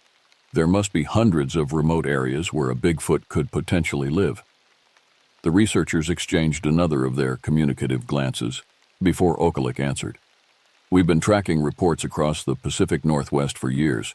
There's been a significant uptick in potential encounters in this region over the past 6 months. 3 hikers described a large bipedal creature near Morgan Creek, about 15 miles south of here. A wildlife photographer caught what might be a partial image near Twin Pines Ridge to the east, and the most compelling, a recording of unidentified vocalizations captured by a geological survey team just north of this lake." "What kind of vocalizations?" Donnelly pulled out his phone. "Have a listen." He played an audio file that began with ordinary forest sounds: wind, birds, distant water. Then came a sound that raised the hair on my arms, a long, powerful howl that started low and rose in pitch before breaking into a series of staccato whoops. It wasn't a wolf or coyote or any animal call I recognized, and it certainly wasn't human. "That was recorded 8 miles from where we're sitting," Okalik said quietly as the recording ended. 2 months ago. We sat in silence for a moment, the implications settling around us like the gathering darkness outside. There's something else, I said finally. Something I haven't mentioned. I told them about my grandfather and his stories, tales of ancient beings who had lived in the mountains since the beginning of time. He called them the Old Ones and described them as tall, powerful creatures covered in hair, with a deep connection to the natural world, and a wariness of humans who had forgotten the old ways. In his stories, they weren't monsters, I explained. They were guardians of the wilderness, protectors of sacred places. They avoided humans when possible but would defend their territories when necessary. Many indigenous cultures have similar accounts, Okalik nodded. My own people speak of the Tornit, tall, strong beings who once lived alongside us but retreated into the wilderness when humans became too numerous. The consistency across isolated cultural traditions is one of the most compelling arguments for their existence, Donnelly added. Aboriginal Australians have the Yowie, Himalayan peoples have the Yeti, North American tribes have Sasquatch or Wendigo, all describing remarkably similar creatures. So, what's your theory? I asked. If these things are real, why haven't we found definitive proof? No bodies, no clear photographs, no DNA that can't be explained away as known species. That's what we're trying to understand, Okalik replied. The most plausible hypothesis is that they're extremely rare, highly intelligent, and deliberately evasive. Think about it, a species with human-level intelligence, but without our technological development, would evolve exceptional skills for avoiding detection, especially if they've been hunted or threatened historically. Outside, darkness had fully descended, and with it came the nighttime symphony of the forest. Crickets, frogs, and the occasional distant owl. As if on cue, the sounds gradually diminished until an unnatural quiet settled around the cabin. We all noticed the change simultaneously. Donnelly moved to the window, peering out into the blackness. "Something's out there," he whispered. I reached for my flashlight, but Okalik caught my arm. "Don't," she said softly. "If it is what we think, light will drive it away." We sat in tense silence, listening intently. At first there was nothing beyond the faint whisper of wind in the pines. Then came soft, deliberate footsteps circling the cabin, heavy enough to be heard but carefully placed, like someone trying to move quietly despite their size. "It's the same pattern as last night," I murmured. "Circling, testing." "It's curious," Okalik whispered, "assessing potential threat." The footsteps paused outside the window nearest to where we sat. I could feel a presence just beyond the glass, a consciousness evaluating us as thoroughly as we were trying to detect it. Then came a sound that froze my blood, a soft, rumbling vocalization somewhere between a growl and what I can only describe as speech. It wasn't random animal noise. It had structure, intentionality. Donnelly fumbled for his phone, presumably to record, but the movement seemed to startle our visitor. There was a quick series of heavy footsteps retreating from the cabin, branches breaking as something large moved rapidly through the underbrush. And then silence returned. We remained motionless for several long moments before Okalik finally spoke. 3 years of research, and that's the closest I've ever been," she said, her voice tight with controlled excitement. "It was right there." "What do we do now?" I asked, surprised at how steady my voice remained, despite my racing heart. "We set up our equipment," Donnelly replied, already standing. "Tonight. If it returns, we need to be ready." The next few hours were a flurry of activity as the researchers unpacked their specialized gear. They explained each item as they worked: thermal imaging cameras, audio recording arrays designed to triangulate sound sources, motion sensors, and environmental sampling equipment to collect hair, saliva, or other biological materials. "We're not trying to capture or harm it," Okalik assured me, perhaps sensing my unease. "Just document, prove it exists." "And if you do," I asked, "what happens then?" She paused in her work. "That depends on how we handle the discovery. Ideally, we establish protections, recognize status as an endangered great ape species, habitat conservation, strictly controlled research access. And less ideally?" Her expression darkened. Media circus, trophy hunters, habitat destruction by curiosity seekers. Is that why you're being secretive? Not just because people would think you're crackpots? Partly, she admitted, but mainly because we believe these creatures have survived precisely because they've remained undiscovered. Exposure before proper protections are in place could be disastrous for them. By midnight, they had established a perimeter of sensors around both cabins and into the nearby forest. We agreed to take watches throughout the night, Donnelly first, then Okalik, with me taking the pre-dawn hours. Try to get some rest, Okalik advised as I headed back to my cabin. And Kale, thank you for your understanding. Most people in your position would have radioed for a psychiatric evaluation by now. I smiled. Let's just say my grandfather's stories prepared me to keep an open mind. Back in my own space, I found sleep elusive despite my exhaustion. Every creak of the cabin, every whisper of wind became magnified in my awareness. I'd encountered countless wild animals during my years as a ranger, faced down territorial bears and hungry wolves, navigated treacherous terrain in all weather conditions. None of it had affected me like the events of the past 2 days. Was it fear? Partly, yes. But there was something else. A sense of standing at the threshold of discovery, of having the foundations of my understanding shifted.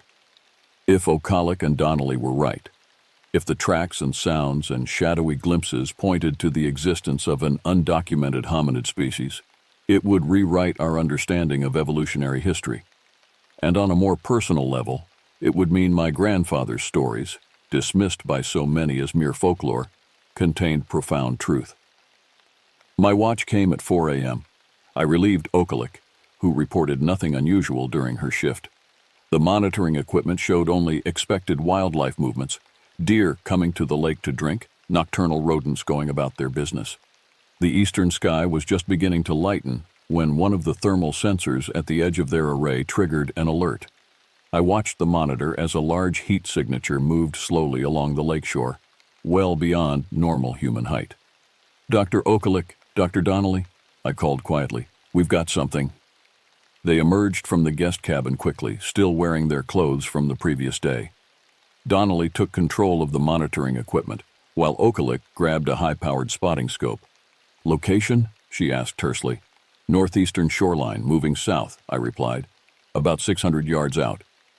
Donnelly adjusted the directional microphones, and a faint sound came through the speakers. Rhythmic splashing, like something walking through the shallow water at the lake's edge. It's using the water to mask its scent and footprints, he murmured. Clever.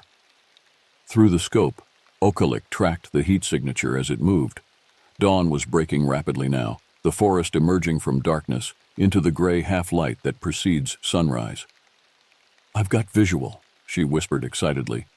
Bipedal, approximately 8 feet tall, consistent with reported morphology. She offered me the scope. With slightly trembling hands, I looked through the eyepiece and adjusted the focus.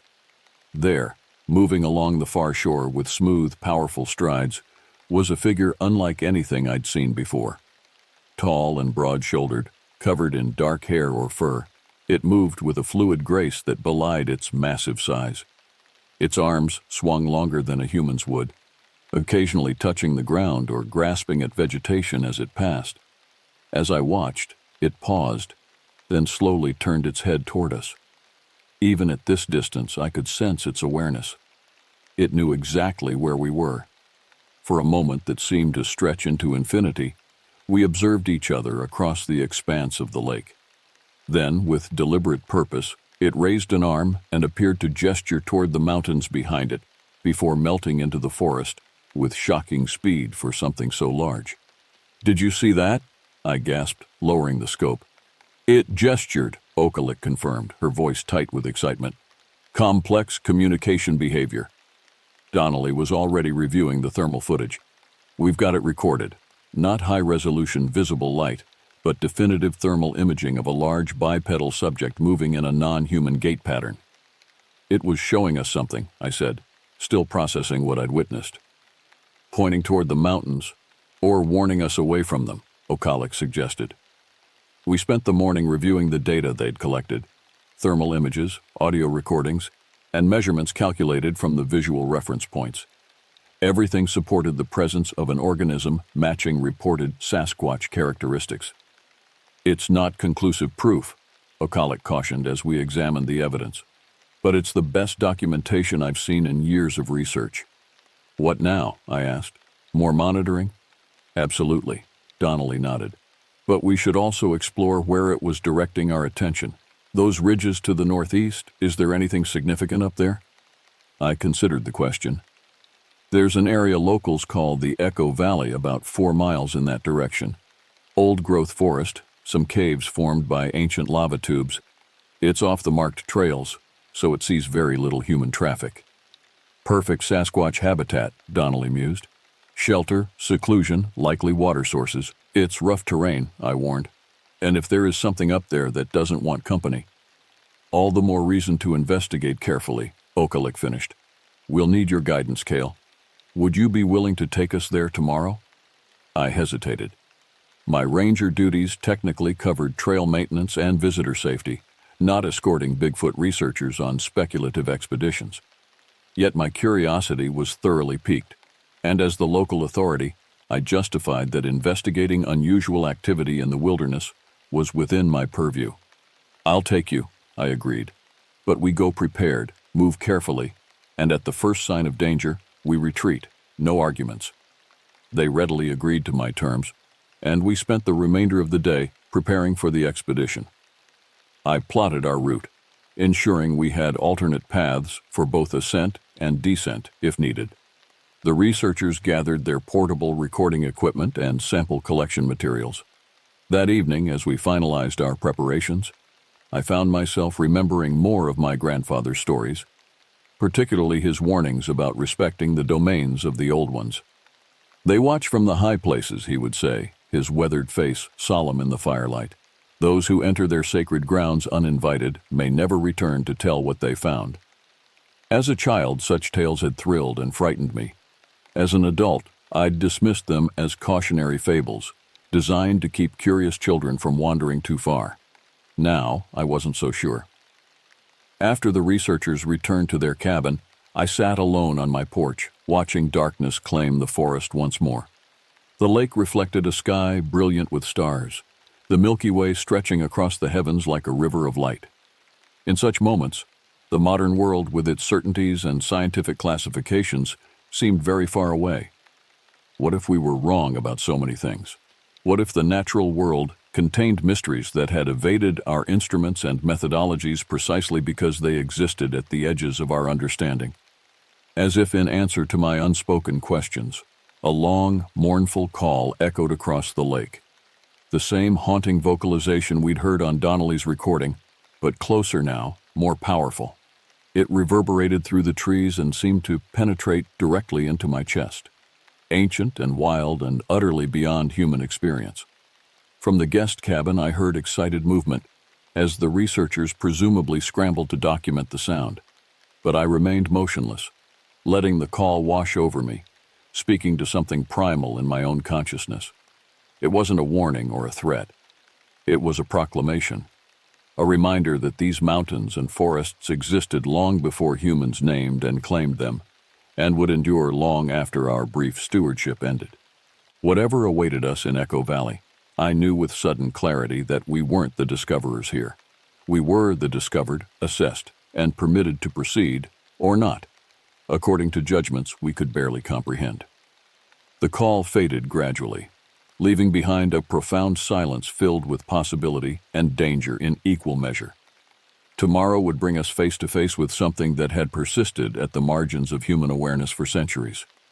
I just hoped we were ready for what we would find. Dawn broke with unsettling serenity, as if the forest were deliberately withholding its secrets in the growing light. We set out early, the three of us moving in silent procession along the lake's edge before turning northeast toward the distant ridgeline. I led the way, rifle slung across my back, a precaution I'd insisted upon, despite Okalik's concerns about appearing threatening. "It's not just for the Sasquatch," I'd explained. "There are more conventional predators out there too." The terrain grew steadily more challenging as we left the established trails behind. Ancient trees created a cathedral-like canopy that filtered the sunlight into dappled patterns on the forest floor. Moss-covered logs and tumbled boulders testified to centuries of growth, decay, and geological upheaval. In places, we had to navigate ravines choked with devil's club and stinging nettle, their thorns and irritants an effective deterrent to casual exploration. Donnelly proved surprisingly adept in the wilderness for an academic, moving with the sure-footed confidence of someone who'd spent considerable time in rough country. Okalik was methodical and determined, pausing occasionally to collect samples or take readings from her various instruments. The ecosystem here is remarkably undisturbed, she noted, as we rested beside a clear mountain stream. Some of these trees must be over 500 years old. The terrain has protected it, I explained. Too difficult for logging operations, too remote for tourism development. One of the few truly wild places left. Perfect refuge, Donnelly murmured, scanning the dense undergrowth that surrounded us. If you needed to avoid human detection, you couldn't design a better habitat. We continued upward, the slope growing steeper as we approached Echo Valley. The forest thinned somewhat at higher elevation, replaced by jumbles of volcanic rock interspersed with hardy pines that thrived in the thin soil. The air grew noticeably cooler, carrying the mineral scent of distant snow still clinging to the highest peaks. It was nearly noon when we crested a final rise and Echo Valley spread before us, a natural amphitheater of steep walls embracing a bowl of vibrant green meadow bisected by a meandering stream. At the valley's far end, dark openings in the rock face marked the entrance to the lava tube system I'd mentioned. It's beautiful, Okalik breathed, completely sheltered from view until you're right upon it. We descended carefully into the valley, all senses alert for any sign of unusual activity. The meadowgrass showed game trails, deer and elk primarily, but I noted areas where the vegetation was crushed in patterns inconsistent with four-legged animals. These disturbances formed rough paths leading toward the cave entrances. As we neared the stream, Donnelly suddenly raised his hand in a silent signal to stop. He pointed to a muddy section of the bank where a series of clear footprints were impressed in the soft earth, the same distinctive tracks we'd seen near the cabin, but fresher. "Recent," he whispered, kneeling to examine them more closely. Within the last few hours, Okalik removed a casting kit from her pack and quickly created plaster molds of several prints, while Donnelly photographed the area extensively. I stood guard, rifle at the ready, eyes constantly sweeping our surroundings. Despite the bright sunshine and open meadow, I couldn't shake the feeling of being observed. The stride length is consistent with a creature approximately 8 feet tall, Okalik reported as she packed away her samples. And look here, toe flexibility and pressure distribution indicating significant dexterity and adaptability to rough terrain. There are multiple sets, Donnelly added, gesturing to overlapping tracks, at least 3 distinct individuals based on size variation. The implications settled uneasily in my mind. Not a lone creature, but multiple beings moving purposefully through this hidden valley. A family group?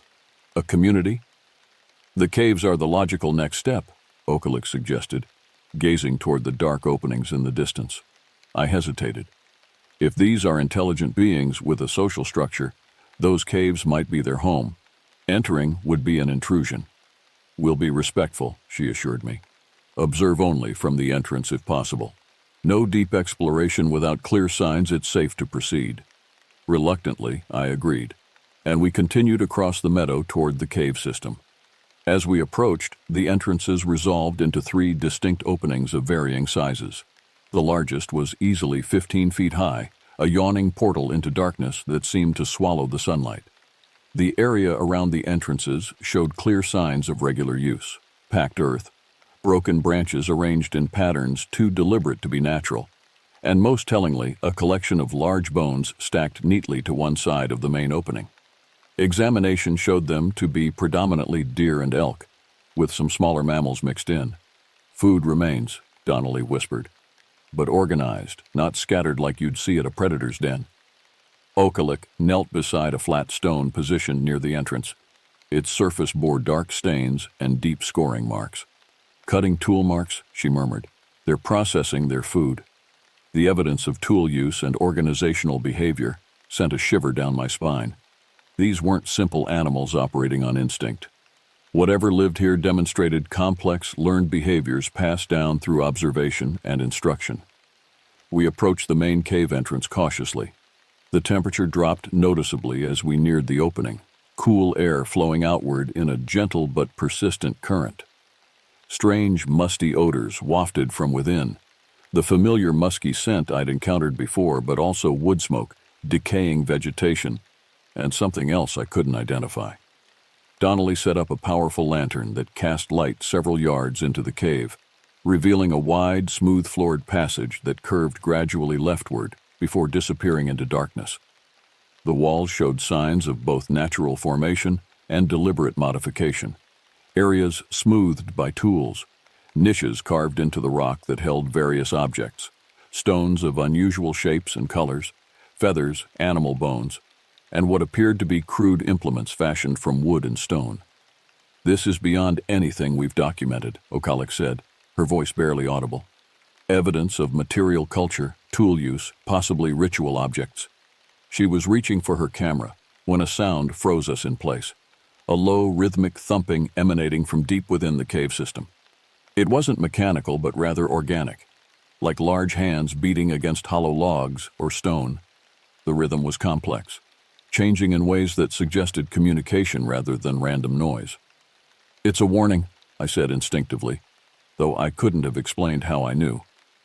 As if confirming my interpretation, a powerful vocalization followed the drumming, the now familiar howl breaking into whoops, but this time with distinct variations and patterns. It echoed through the cave and across the valley, amplified by the natural acoustics of the rock walls. "They're speaking," Donnelly whispered in awe. "Complex vocalization consistent with rudimentary language." "We should leave," I urged, the hair on my neck rising. "We've seen enough. They know we're here, and they're telling us to go." Okalik hesitated, clearly torn between scientific opportunity and personal safety. "Just a few photographs of the cultural artifacts. Quick documentation, then we'll retreat." Before I could object further, the rhythmic thumping stopped abruptly. The silence that followed was more terrifying than any sound could have been. Then came heavy footsteps from within the cave, moving toward us with deliberate purpose. "Out, now," I commanded, backing away from the entrance, while keeping my rifle lowered but ready. The researchers finally heeded my warning, gathering their equipment with hasty movements. We retreated about 50 yards from the cave entrance, putting a large boulder between us and whatever was emerging. Peering cautiously around our shelter, we watched as a massive figure appeared at the cave mouth, taller than any human, heavily muscled, and covered in dark reddish-brown hair. It stood upright on two legs, but occasionally rested its long arms on the ground, knuckles touching the earth in a manner reminiscent of gorillas. Its face was the most striking feature, a broad, flattened nose, heavy brow ridge, and deep-set eyes that gleamed with unmistakable intelligence. The creature surveyed the area methodically, head turning to scan each section of the meadow before focusing directly on our position. It knew exactly where we were.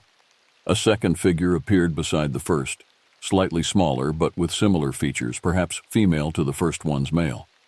They communicated with short, guttural vocalizations and hand gestures, clearly discussing our presence and how to respond. "They're deciding whether we're a threat," Okalik whispered, her scientific detachment warring with very human fear. The creatures continued their consultation for several minutes, while we remained frozen in place.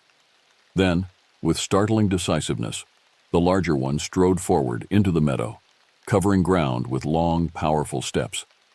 It stopped about halfway between the cave and our position, straightened to its full height, easily 8 feet tall, and pounded its chest with alternating fists. The sound echoed across the valley, a demonstration of strength that needed no translation. Then it extended one massive arm, pointing first at us, then emphatically back the way we had come. The message couldn't have been clearer: leave, now. "We need to go," I said quietly. "No sudden movements. Back away slowly, maintaining eye contact but not directly staring." We began our careful retreat, moving backward up the slope we had descended earlier. The creature remained motionless, watching our withdrawal with unsettling focus. When we reached the ridgeline that marked the valley's edge, it finally turned and loped back to the cave entrance with surprising speed and grace for something so large. We continued our retreat for another half-mile before stopping to process what we'd witnessed. "That was extraordinary," Donnelly breathed, his hand shaking as he checked the camera he'd somehow managed to use during our encounter. "Direct interaction with an undocumented hominid species. Did you get any recordings?" O'Callaghan nodded, her scientific composure returning. "Audio and some basic thermal imaging. Not high resolution from this distance, but corroborating evidence at minimum." "They let us go," I said, still trying to reconcile what I'd seen with my understanding of the natural world. "They could have attacked. We were outnumbered and they clearly had the physical advantage, but they chose to warn us off instead." "Conflict avoidance," O'Callaghan suggested, "consistent with a species that survived alongside humans by minimizing direct confrontation." "But the warning was clear," I insisted. "They've established a boundary. I don't think we should test it again." The researchers exchanged looks, clearly reluctant to abandon such a rich research opportunity. But the encounter had shaken them enough that they didn't immediately argue. "Let's get back to the station," Donnelly suggested. "Review what we've collected, develop a more comprehensive approach." The return journey felt much longer than our morning hike. Every shadow among the trees, every snapping twig or rustling leaf, heightened our awareness of being in territory that wasn't truly ours. The wilderness I'd thought I knew intimately had revealed itself to be home to beings I'd believed existed only in folklore. We were perhaps 2 miles from the station when O'Callaghan, who had been consulting one of her instruments, suddenly stopped. "Something's following us," she said quietly, 300 yards back, moving parallel to our trail. Donnelly checked the thermal imaging device. Confirmed, large heat signature, bipedal movement pattern. "One of them is tracking us," I murmured, making sure we're leaving as instructed. We continued at a steady pace, neither rushing nor dawdling, as if to demonstrate our compliance with the unspoken agreement. Our shadow maintained its distance, occasionally visible as a dark shape moving through the trees when the foliage thinned. The sun was setting by the time we reached the lake, casting long shadows across the water. As we emerged from the forest onto the shoreline path, I glanced back one last time. There, at the edge of the tree line, stood our follower, a silhouette against the gathering darkness. It raised one arm in what seemed almost like a farewell gesture, then melted back into the forest. At the cabins, we collapsed into chairs on my porch, exhausted physically and emotionally by the day's events. For several minutes, no one spoke, each of us privately processing what we had witnessed. "What now?" I finally asked, breaking the silence. O'Callaghan looked thoughtful. "We have preliminary evidence of an undocumented hominid species with complex social structures, tool use, possible language, and territorial behaviors. Under normal circumstances, this would justify a major scientific expedition." "But these aren't normal circumstances," Donnelly finished. "These beings have clearly demonstrated their desire for privacy. Invading their territory with a large research team could provoke conflict. Not to mention the broader implications," I added. "Once word gets out, this place would be overrun with curiosity seekers, media, potential trophy hunters. Their way of life would be destroyed." The ethical dilemma hung in the air between us. As scientists, they had discovered something that could rewrite our understanding of hominid evolution and validate decades of dismissed research. As human beings, they recognized the moral complexity of forcing contact on beings that clearly wish to remain hidden. "Perhaps there's a middle path," O'Callaghan suggested after lengthy consideration. "We document what we've seen, secure independent verification from trusted colleagues, and simultaneously work to establish legal protections for this area before making any public announcements." "That could take years," Donnelly pointed out. "Yes," she agreed. "But these beings have remained undiscovered for centuries. A few more years to ensure their safety seems reasonable." I found myself appreciating their thoughtfulness. They weren't trophy hunters seeking fame at any cost, but genuine researchers wrestling with the profound responsibility their discovery entailed. Whatever you decide, I said. I need to report this to my supervisors. Unusual activity in my jurisdiction. Potential visitor safety concerns. I can't keep this completely quiet. We understand, Okalik nodded. But perhaps we can collaborate on how the information is presented. Frame it as unverified sightings of unusual wildlife. Requests for increased patrol presence rather than public alerts that would draw attention. It seemed a reasonable compromise. We agreed to spend one more day at the station, compiling our observations and evidence into organized reports, before heading back to civilization to begin the delicate process of verification and protection. Later that night, after the researchers retired to their cabin, I sat alone beside the lake, watching moonlight ripple across the water. The day's encounters had fundamentally shifted my perspective on the wilderness I thought I knew. These ancient forests were not merely resources to be managed or playgrounds for human recreation, but homes to beings with their own societies, their own ways of understanding the world. My grandfather's stories, dismissed as fantasy by my educated adult self, now seemed like vital cultural knowledge passed down through generations, warnings and wisdom about coexisting with the other inhabitants of these mountains. From across the water came a now familiar call, the haunting vocalization that seemed to bridge the gap between animal sound and human speech. It echoed between the mountain peaks, answered by another call from a different direction, then another. They were communicating, discussing perhaps the strange humans who had entered their territory and been allowed to leave, deciding maybe whether we could be trusted with the knowledge of their existence. I hoped we could prove worthy of that trust. Morning brought heavy fog that clung to the lake and wound through the trees like ghostly fingers. The world beyond my porch disappeared into swirling white, creating an unsettling sense of isolation. Even the reliable sounds of forest birds were muted, as if the wilderness itself were holding its breath. I was finishing my coffee when a sharp knock at my door announced Donnelly's arrival. His usual exuberance had been replaced by tense anxiety. "Maya's missing," he said without preamble. "What do you mean, missing?" "She went out before dawn to check the perimeter sensors. Said she'd be back in 20 minutes. That was 2 hours ago." Cold dread settled in my stomach. Did she say which direction she was heading? "Northeast, toward where we picked up activity yesterday. I've tried radioing, but there's no response." I grabbed my gear without hesitation. Radio, first aid kit, GPS unit, rifle. "Show me which way she went." Outside, the fog rendered visibility to mere yards. Donnelly led me to the edge of the clearing, where a faint trail of footprints was barely visible in the damp earth, heading into the forest toward Echo Valley. "Why would she go back there alone?" I muttered, more to myself than Donnelly. "After yesterday's warning?"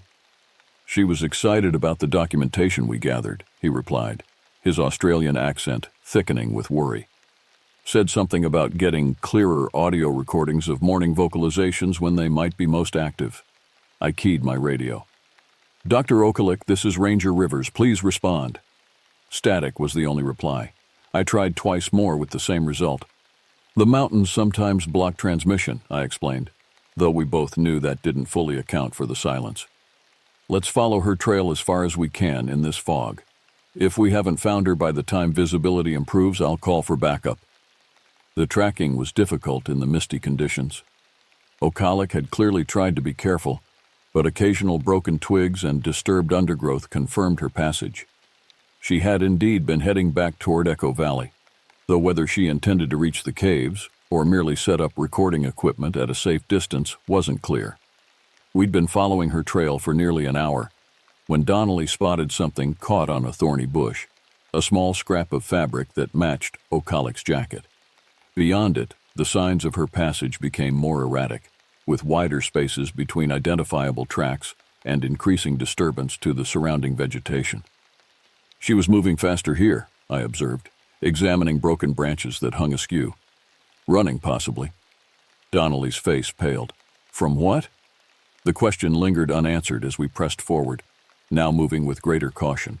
The fog was beginning to lift, allowing glimpses of the terrain ahead. We were on the lower slopes leading up to Echo Valley, but still a good mile from the ridge that overlooked the meadow. I was about to suggest calling in additional rangers when a sound stopped us cold, a high, thin cry that echoed briefly before being cut short. Human, unmistakably, and filled with fear. "Maya!" Donnelly shouted, surging forward before I could stop him. "Wait," I called, but he was already crashing through the underbrush in the direction of the cry. Cursing under my breath, I raced after him, trying to balance speed with necessary caution. We burst into a small clearing to find Okalik's equipment scattered across the ground, her backpack torn open, contents strewn about, recording devices smashed. Of Okalik herself, there was no sign, but a clear trail of massive footprints and disturbed earth led away from the scene, heading deeper into the forest. "They've taken her," Donnelly whispered, face ashen, as he knelt beside her destroyed equipment. I assessed the scene carefully. It doesn't make sense. They let us leave peacefully yesterday. Why take aggressive action now? Maybe she got too close. Maybe they saw her equipment as threatening. He picked up a shattered audio recorder. "We have to find her." "We need backup," I insisted, reaching for my radio. "This is beyond what the two of us can handle safely. By the time help arrives, it could be too late." Donnelly's voice cracked with emotion. "These creatures are intelligent but unpredictable if they perceive her as a threat." He didn't finish the thought, but he didn't need to. We both understood the potential danger Okalik faced if her captors decided she represented a risk to their security. I made a quick decision. "I'll call for support to be ready at the station, but we'll continue tracking while we wait. Stay close to me, follow my lead, and if I say we pull back, we pull back. No arguments." Donnelly nodded grimly, and I made the call to dispatch, keeping my explanation deliberately vague. A researcher had gone missing, possible wildlife involvement, requesting standby support. I didn't mention Sasquatch or kidnapping. That would either delay help with psychiatric evaluations or bring a circus of attention we couldn't afford. The trail left by Okalik's captors was clear, despite their apparent attempt to minimize signs of passage. Broken branches, disturbed earth, and occasional clear footprints marked their route. But strangely, they weren't heading toward Echo Valley. Instead, they were moving westward, parallel to the lake, but deeper in the forest than the usual trails. "They're not taking her to the caves," I noted as we followed cautiously. "They're heading somewhere else." "Is there anything in that direction? Another shelter? Another valley?" I consulted my mental map of the area. There's a series of ridges, some old-growth forest that survived the wildfires 30 years ago. No marked trails or known features of interest. "Unknown to humans, maybe," Donnelly muttered. We continued for another mile, the forest growing denser and more primeval as we moved into an area I had rarely patrolled. Ancient trees towered overhead, their massive trunks covered in thick moss, roots creating natural archways and hollows.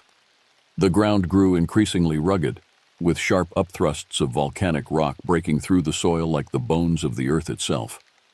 The trail suddenly disappeared at the base of a near-vertical rock face some 40 feet high.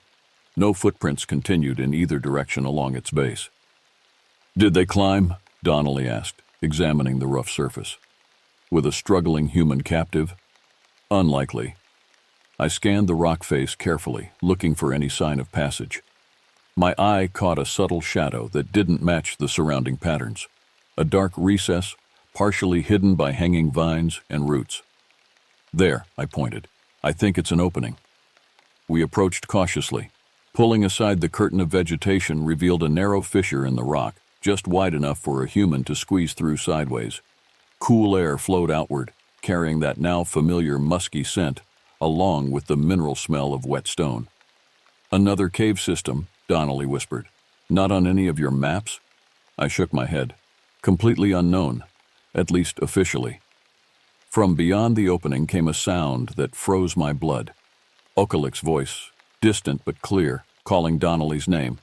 She was alive. Donnelly immediately moved toward the entrance, but I caught his arm. "Wait," I cautioned. "This could be more complex than it appears. If they wanted to harm her, they could have done so where they found her. The fact that they brought her here suggests something else is happening." "Like what? A hostage situation?" His voice was taut with strain. "I don't know, but rushing in blindly won't help her." I pulled a powerful flashlight from my pack. We go slowly, quietly, and together. Understand?" He nodded reluctantly, and we slipped through the narrow entrance into darkness. The passage widened immediately beyond the fissure, opening into a tunnel large enough for us to walk upright. The floor sloped gently downward, worn smooth by what must have been centuries of use. My flashlight revealed walls marked with ochre and black pigments in patterns too deliberate to be natural, handprints, animal figures, and abstract symbols that stirred something in my memory. "These are pictographs," I whispered. "Ancient rock art." "How ancient?" Donnelly asked, his scientific curiosity momentarily overriding his concern for Ocalic. "Some similar ones in this region have been dated to over 3,000 years old." I moved the light slowly across the images. "But these look maintained, renewed." We continued deeper into the cave system, the passage occasionally branching or opening into larger chambers before narrowing again. Throughout, the walls bore similar markings, growing more elaborate as we progressed. Some depicted recognizable animals, deer, eagle, bear, while others showed tall, broad-shouldered figures that could only be representations of the beings we had encountered. The air grew warmer, more humid, and the sound of flowing water reached us from somewhere ahead. We rounded a final bend and emerged into a vast cavern illuminated by an eerie, phosphorescent blue-green light emanating from patches of fungus or lichen growing on the walls and ceiling. At the center of the chamber was a pool of clear water fed by a small waterfall bursting from the rock face. The pool drained away into another passage, creating a stream that disappeared into the darkness. Around this natural feature, the cave floor had been modified into distinct living areas, raised platforms covered with woven mats of plant material, niches carved into the walls holding various artifacts, and what appeared to be designated spaces for food preparation and tool-making. And there, seated on a stone dais near the pool, was Dr. Maya Ocalic, alive, apparently unharmed, and deep in conversation with three of the creatures we had come to think of as Sasquatch. She wasn't bound or restrained in any way. Instead, she sat cross-legged, notebook open on her lap, hands moving in expressive gestures as she communicated with the beings around her. One, the large male we had seen the previous day, responded with similar hand movements, interspersed with soft vocalizations. "She's talking with them," Donnelly breathed in astonishment. At the sound of his voice, all heads turned in our direction.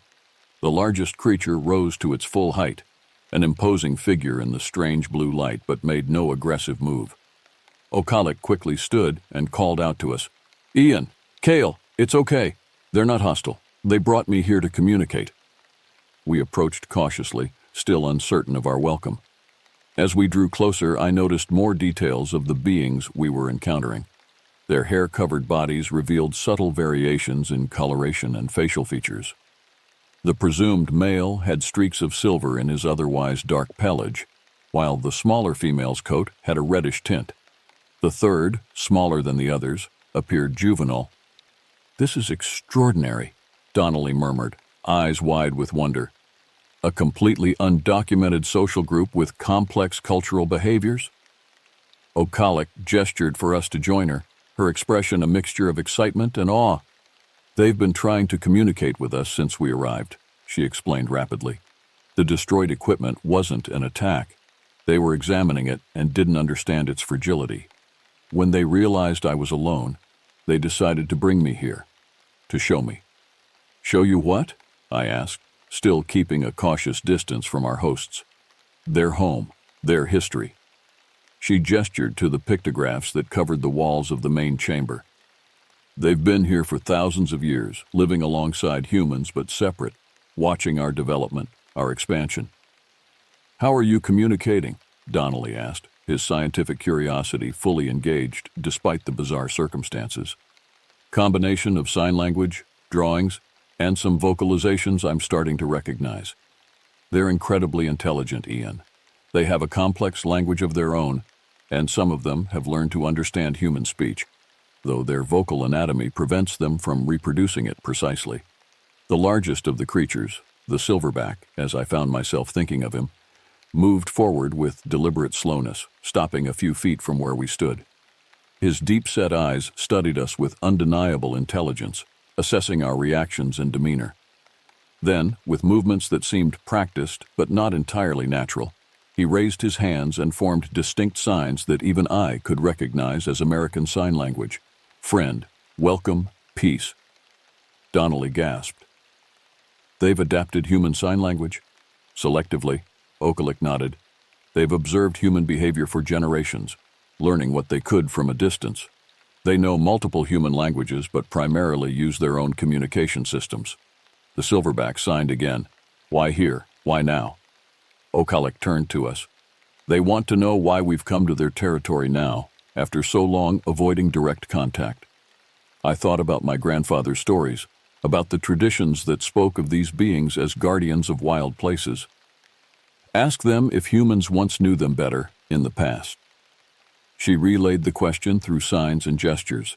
The silverback nodded, a surprisingly human motion, and responded with an elaborate series of signs that Okalik struggled to translate completely. Long ago, humans and, I think forest people is the closest translation, lived with understanding. Humans brought gifts, showed respect. Forest people protected sacred places, kept dangerous spirits away. She paused as he continued signing. Then new humans came, with loud weapons and no respect. Forest people retreated deeper into the mountains, avoided all humans. European colonization, Donnelly whispered, the displacement of indigenous cultures disrupted the previous equilibrium. The silverback continued his communication, becoming more animated. Okalik translated haltingly. Now humans everywhere. Cut trees, bring loud machines. No safety for forest people. Some family groups gone. Only few remain. He gestured to the small group around him. We watch, we listen, we decide. Decide what? I asked. The answer came with solemn gravity. If humans can be trusted again. The implication was clear. They had revealed themselves to us deliberately, a test to see how we would respond to their existence, whether we would respect their privacy and territory or exploit our discovery for personal gain. Ask them why they chose us, Donnelly suggested. Why now? Why here? After relaying the question, Okalik translated the response. You, the silverback pointed at me, have old blood, old knowledge. Grandfather taught you. We watched many seasons. You protect forest, not destroy. I felt a chill run through me. They had been observing me for years, evaluating my behavior, my stewardship of the wilderness, and somehow they knew about my grandfather, about the stories he had passed down to me. And us? Donnelly asked, indicating himself and Okalik. You search for truth, not for killing, not for fame. We heard your words at Fire Circle. The silverback mimicked sitting around a campfire. You spoke of protection, of keeping forest people safe from bad humans. They had been close enough to our cabins to overhear our conversations, close enough to understand our intentions and judge them worthy of this unprecedented contact. For the next several hours, we engaged in the most extraordinary exchange of information. Through Okalik's increasingly fluid translation, we learned fragments of their history, their perception of human development, and their current challenges. In return, we explained our research, our desire to document their existence while ensuring their protection. The juvenile seemed particularly fascinated by our equipment, especially my camera. With the silverback's permission, I demonstrated how it worked, showing them the digital images I captured. The concept of creating permanent images clearly wasn't new to them. The pictographs throughout the cave system proved that. But the immediacy of digital photography elicited sounds of what I interpreted as appreciation or wonder. As our unprecedented meeting continued, I found myself reassessing everything I thought I knew about the natural world and humanity's place within it. These beings weren't simply undiscovered primates, but intelligent, culture-bearing people with their own history, language, and understanding of the world. A parallel development of consciousness that had remained hidden alongside our own. Eventually, the quality of light from the cave entrance began to change, indicating the approaching sunset. The silverback noticed this and communicated something to Okalik that made her expression grow serious. They say we must leave before dark, she translated. Other forest people are coming, from different family groups. Some don't agree with talking to humans. Could be dangerous. Different groups have different attitudes toward humans? Donnelly asked. Yes. This group, they call themselves something like river watchers, are more open to limited contact. Others have suffered more from human expansion, hunting, habitat destruction. They're hostile to any human presence. The urgency of departure became clear as distant vocalizations echoed through the cave system, calls similar to those we'd heard before, but with harsher, more aggressive tones. We need to go, I said, gathering our equipment. Now. The silverback nodded in agreement and gestured for us to follow him. Rather than returning the way we had come, he led us through a different passage that gradually sloped upward. After several minutes of climbing, we emerged from a well-concealed exit onto a forested slope with a view of the lake in the distance. The sun was setting, casting long shadows across the landscape. Our guide pointed toward the distant lights of the ranger station, then made a sweeping gesture that encompassed the surrounding wilderness before pointing to his chest and those of his family members. The message needed no translation. This is our home. Respect it. With a final acknowledging nod to each of us, the silverback and his family melted into the gathering darkness with astonishing silence for beings of such size. We made our way back to the station in contemplative silence, each processing the profound implications of our encounter. It was fully dark by the time we reached the cabins, guided by the beam of my flashlight and the occasional glimpse of stars through the forest canopy. As we approached the clearing, I noticed unusual lights, the unmistakable red and blue flashing of emergency vehicles. Looks like dispatch sent that backup after all, I murmured. This is going to be complicated. 2 Forest Service trucks and a Sheriff's Department SUV were parked in front of my cabin. As we emerged from the trees, several figures moved toward us, flashlights sweeping in our direction. Ranger Rivers, called a familiar voice. Jack Peterson, my direct supervisor from regional headquarters. Where the hell have you been? We've been trying to reach you for hours. Sorry, sir, I replied, thinking quickly. We were in a search area with poor radio reception. Dr. Okalik wandered off trail this morning, and we've been tracking her. Found her about 2 miles northeast, slightly disoriented, but unharmed. Okalik picked up my cue smoothly. Yes, entirely my fault. I was recording bird vocalizations and lost track of time and direction. So embarrassing to have caused such concern. Peterson seemed skeptical, but didn't press immediately. Well, you've got everyone worried sick. Sheriff's Department was about to organize a full search party. Completely unnecessary now, Donnelly chimed in with forced cheerfulness. All's well that ends well, eh? As the emergency responders packed up, reassured that the situation was resolved, Peterson pulled me aside. Rivers, what's really going on up here? Dispatch said something about destroyed equipment and possible wildlife involvement. Then we arrive and find sophisticated monitoring gear set up around your cabins. He gestured toward the sensors the researchers had installed. This doesn't look like standard ornithological research to me. I chose my words carefully. The researchers are conducting some specialized environmental monitoring. As for the damaged equipment, Dr. Okalik believes it was likely a curious bear. Nothing that warrants ongoing concern. He studied me for a long moment. You know, there have been strange reports from this area for years. Hikers hearing unusual sounds, glimpsing large figures in the forest. Most of us write it off as imagination or misidentified wildlife. But you've always struck me as a no-nonsense type, Rivers. I appreciate that, sir. So I'll ask you directly. Is there something in these woods that headquarters should know about?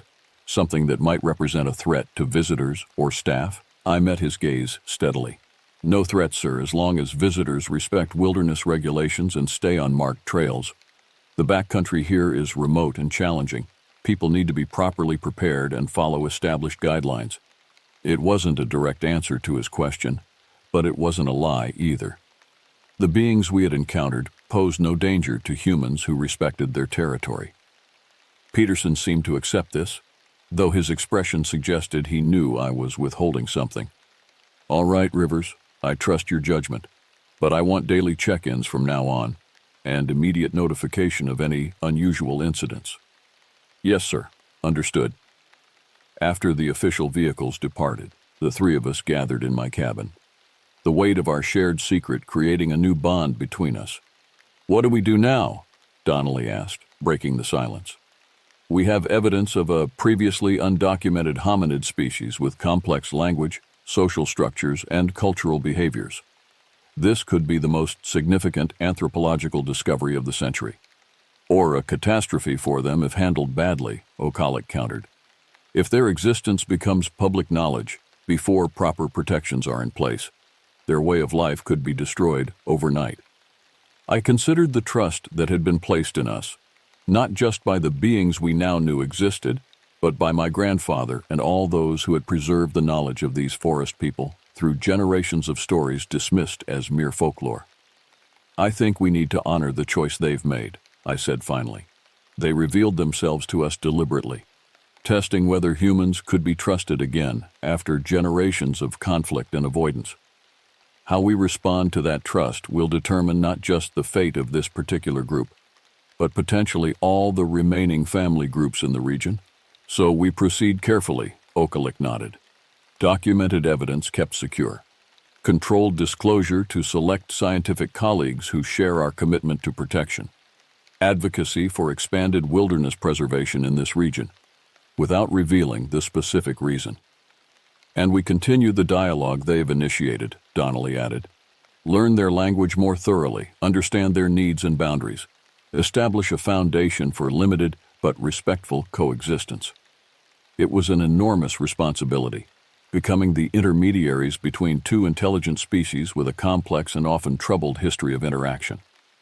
Yet as I looked out the window toward the dark forest beyond, I felt a sense of profound privilege alongside the weight of that responsibility. For thousands of years, these beings had watched humanity's rise from the shadows of the wilderness, adapting and surviving as our civilization expanded into their territories. Now they had chosen to reveal themselves again, to reach across the divide of separate development and attempt communication. In that moment, I understood why my grandfather had insisted I learn the old stories, why he had given me a name that meant guardian of the people. Perhaps some part of him had known that I would one day stand at this crossroads, trusted by both worlds to help forge a path forward. Outside, from the distant ridgeline, came the now familiar call, that haunting, powerful vocalization that seemed to bridge the gap between animal sound and human speech. It echoed across the lake and through the ancient trees, a reminder of mysteries still unfolding in the deepest corners of the wilderness. And for the first time, I understood it not as a warning or a territorial claim, but as an invitation to a new kind of understanding between two worlds that had always existed side by side, separated only by our inability to truly see what had been there all along. The weeks following our extraordinary encounter passed in a blur of clandestine activity. O'Callaghan and Donnelly extended their stay at Nemeshian Station, officially continuing their bioacoustic monitoring, while actually establishing the foundations for ongoing communication with the river watchers. We proceeded with extreme caution, respecting the boundaries the forest people had established. They controlled the timing and location of our meetings, always in different places, always with clear escape routes for both parties. Sometimes only the silverback would appear. Other times, he brought family members, including the juvenile, who showed particular interest in our world. O'Callaghan made remarkable progress with their language, a complex system combining vocalizations, hand gestures, and body postures. She determined that they called themselves something that translated roughly as the first people, considering themselves the original inhabitants of the mountain forests before humans arrived. Through these careful exchanges, we learned fragments of their history and culture. They possessed an oral tradition extending back thousands of years, passed down through generations with meticulous attention to detail. They spoke of a time when their kind was more numerous, when they had interacted more openly with certain human tribes who approached them with respect and offerings. The arrival of European settlers had changed everything. The newcomers brought weapons that killed from a distance, an insatiable hunger for resources, and no understanding of the forest's delicate balance. The first people had retreated deeper into the wilderness, a strategic withdrawal that had saved them from extinction, but resulted in their gradual fade into legend among human societies. "They've been watching us the entire time," Donnelly marveled after one particularly illuminating session.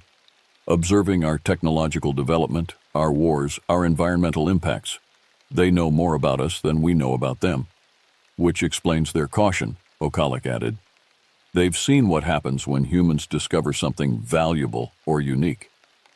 I found myself increasingly drawn to these encounters, not just for their scientific significance, but for the personal connection I felt to the forest people.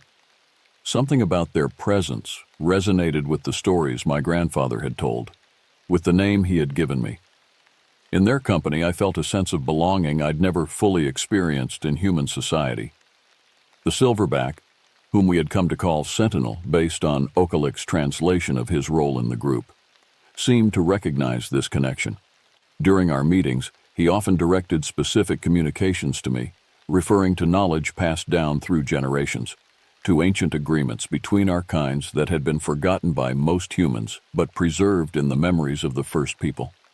It was during one such exchange, about a month after our initial contact, that Sentinel revealed the true reason they had chosen to reveal themselves now, after centuries of successful concealment. We had met in a small valley north of the lake, a natural amphitheater of stone surrounded by ancient cedars. Okalik, translated as Sentinel, communicated through an increasingly sophisticated blend of sign language and vocalizations that she had begun to understand. "The world is changing, the climate shifts, the patterns of rain and snow are not as they were. The animals move to new territories or disappear entirely. The trees sicken from heat and new diseases." This matched our scientific understanding of climate change impacts on wilderness areas, but hearing it from a being whose people had observed these forests for thousands of years gave it new weight. "The safe places grow fewer," Sentinel continued through Okalik's translation. "The family groups are separated by human roads, human towns. Once we could travel from the great northern ice to the warm southern valleys. Now, isolated pockets. No exchange between groups. Weakness comes from this." "Genetic isolation," Donnelly murmured. "They're facing population fragmentation and inbreeding depression." Sentinel nodded, understanding the concept, if not the specific terms. He continued his explanation. "We watch humans, some destroy, some protect. We see how humans can change their own behavior when they understand. We decide, careful revelation to trusted humans might help first people survive the great changes coming. They're initiating contact as a survival strategy," Okalik translated with growing excitement. "They recognize that without some level of human awareness and protection, their remaining habitats could be destroyed through climate change and continued development." "But why us specifically?" Donnelly asked. "Why not approach conservation organizations or government wildlife agencies directly?" Sentinel pointed at me. "Old blood, old knowledge. Guardian name." Then he made a gesture I hadn't seen before, reaching out to touch my forehead lightly with his massive but surprisingly gentle hand. The contact lasted only a second, but it sent a shock of recognition through me, a visceral connection to something ancient and profound. Okalik watched with wide eyes. "That's a significant gesture. From what I understand of their communication system, it indicates recognition of spiritual kinship, acknowledgement of shared ancestry or purpose." "What does he mean by guardian name?" Donnelly asked. "Kalitaka," I said quietly. "My full name. It means guardian of the people in Hopi. My grandfather insisted on it, though we're only part Hopi by ancestry." Sentinel nodded emphatically and continued signing. Okalik translated. "Your grandfather knew, not forgotten. Some humans remember the old agreements." A chill ran through me. "Are you saying my grandfather knew about the first people? That he named me specifically because of them?"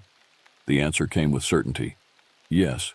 He was trusted one, spoke with first people when young, kept the secret, taught you the old stories, prepared you for this time." My mind reeled with this revelation. My grandfather had died when I was 17, taking with him the full context of the stories he had shared throughout my childhood. I had assumed his tales of forest beings were metaphorical or mythological, cultural traditions rather than literal descriptions of encounters. Yet here was Sentinel, claiming not only that my grandfather had known of their existence, but had actively prepared me to serve as a bridge between our worlds. It explained his insistence on the traditional name, his emphasis on certain stories, his encouragement of my interest in forestry and wilderness management. He never told me directly, I said, more to myself than to the others. Why wouldn't he tell me they were real? Sentinel's response came with what I interpreted as gentle understanding. Secret must be earned, not given. You needed to find your own path to the first people, to see with clear eyes, not clouded by others' truth. It made a certain sense. If my grandfather had explicitly told me about the existence of these beings, I might have dismissed it as the fanciful beliefs of an old man, or worse, felt obligated to prove their existence in ways that could have endangered them. Instead, he had planted seeds of knowledge that could germinate when I was ready, when the circumstances were right. Our meeting concluded with a new sense of purpose and clarity. The first people hadn't chosen us randomly, or merely because we happened to be in their territory. They had been watching, evaluating, waiting for the right combination of individuals who could help them navigate the existential challenges they faced in a rapidly changing world. As we hiked back to the station, I found myself reevaluating everything I thought I knew about my life's path. The seemingly random circumstances that had led me to Nemetian Station, my inexplicable connection to this particular wilderness area, even my choice of career, all possibly influenced by my grandfather's careful preparation for this moment. You realize what this means, Okalik said as we walked. If your grandfather knew about them, there could be others. People in indigenous communities or remote areas who have maintained awareness of the first people through generations of discreet contact. A network of human allies, Donnelly added, keeping their existence secret while helping ensure their territories remain protected. It would explain some of the consistent patterns in folklore across different cultures, Okalik continued. Not just similar descriptions of the beings themselves, but similar taboos about entering certain areas, similar offerings left at boundary markers. The implications were staggering, not just for our understanding of these specific beings, but for human history itself. How much of our development had occurred under the watchful eyes of another intelligent species? How had their presence influenced our myths, our spiritual practices, our concept of wilderness? Back at the station, I dug through my personal belongings until I found a small wooden box I had inherited from my grandfather. Inside were various keepsakes, eagle feathers, interesting stones, a few old photographs. At the bottom, wrapped in soft leather, was an object I had always assumed was merely decorative, a small carving of a tall, broad-shouldered figure with distinct non-human features. I had thought it represented a kachina or some other traditional spirit figure. Now, looking at it with new understanding, I recognized it as a remarkably accurate depiction of a being like Sentinel. My grandfather had left me a physical reminder of the truth behind his stories, waiting for the day when I would recognize what it truly represented. That night I sat alone by the lake, watching moonlight ripple across the water while turning the carving over in my hands. From the surrounding forest came occasional sounds of nocturnal wildlife, the hoot of an owl, the distant howl of a wolf pack, the rustle of deer moving through underbrush. And then, from much farther away, on the ridgeline beyond Echo Valley, came the distinctive call of the first people, a powerful vocalization that carried for miles through the clear mountain air. It was answered by another call from a different direction, then another, the sounds overlapping in what I now recognized as a complex communication system rather than random animal noises. They were out there, moving through their ancient territories, discussing the day's events, perhaps even discussing us and the unprecedented relationship we were beginning to forge. I wondered how many generations of my ancestors had heard these same calls and recognized them for what they were, keeping the knowledge alive through stories and teachings, while the wider world dismissed such accounts as superstition or folklore. The responsibility I felt was enormous. The first people had chosen to trust us with their existence at a critical moment in their history. How we responded would determine not just their fate, but potentially our understanding of what it means to share this planet with another intelligent species that has observed our development from the shadows of the wilderness. As dawn approached, I reached a decision. The path forward would require careful navigation between scientific documentation and ethical protection, between controlled revelation and necessary secrecy. But I was no longer uncertain about my role in this unfolding story. My name was Kalataka, guardian of the people. And now I understood which people my grandfather had intended me to guard. The morning brought a somber development. Peterson arrived unannounced, his expression grave as he requested a private conversation away from the researchers. "There's a situation developing that you need to be aware of," he said once we were alone on the lakeshore. "The university research permit has attracted attention from some concerning parties." "What kind of attention?" I asked, though I already sensed where this was heading. "A private company called Vertex Explorations has submitted a FOIA request for all documentation related to the current research project at Nemeshian Station. They're specifically interested in the unusual wildlife observations mentioned in your initial reports." My stomach tightened. What's their interest in wildlife research? Officially, they're a resource development consulting firm. Unofficially, they have connections to trophy hunting operations and exotic animal trafficking. They've been implicated in several investigations involving endangered species, though nothing's ever stuck. Peterson sighed. The concerning part is their political connections. They have enough influence to push for expanded access to wilderness areas currently under protection. The threat was clear. Somehow, word of our discoveries had leaked, perhaps through university channels, perhaps through the sheriff's department that had responded to our missing researcher incident. Now, an organization with the worst possible motives was positioning itself to exploit that information. "What's the timeline on this?" I asked. "The FOIA request is being processed. Legal says we'll have to provide the basic documentation within 2 weeks. That includes your field reports, patrol logs, and any official communications about the research project." I nodded slowly, mind racing through implications. "I understand. Thank you for the heads up."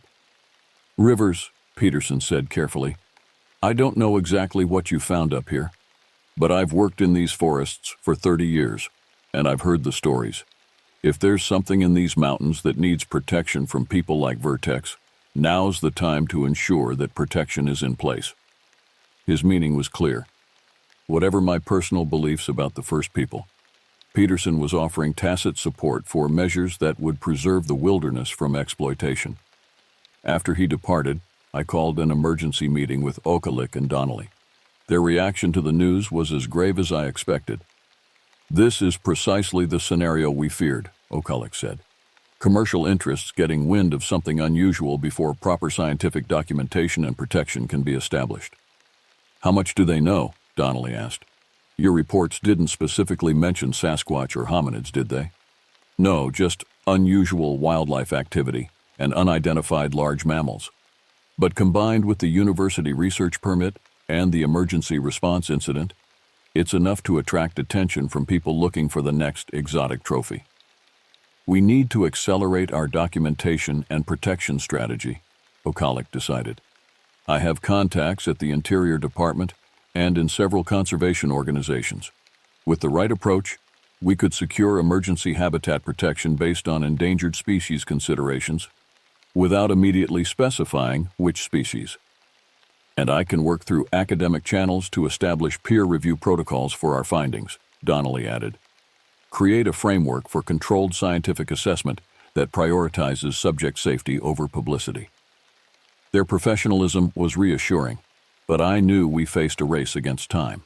Vertex and similar interests had resources and political connections that could override scientific concerns if sufficient economic incentives were involved. "There's something else we need to do," I said. "We need to warn the first people about this development. They trusted us with their existence. We owe them transparency about the potential threats now emerging." We arranged a meeting that very afternoon, using the communication method Sentinel had taught us. a distinctive bird call repeated in a specific pattern that carried through the forest without arousing suspicion from casual listeners. The response came quickly. Sentinel and two others I hadn't seen before, older members of the group, based on the silver coloring of their hair, met us in a small clearing about a mile from the station. Through Okalik's translation, I explained the situation.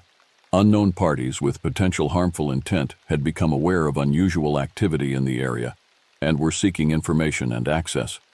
Sentinel's reaction displayed a sophisticated understanding of human politics and motivations.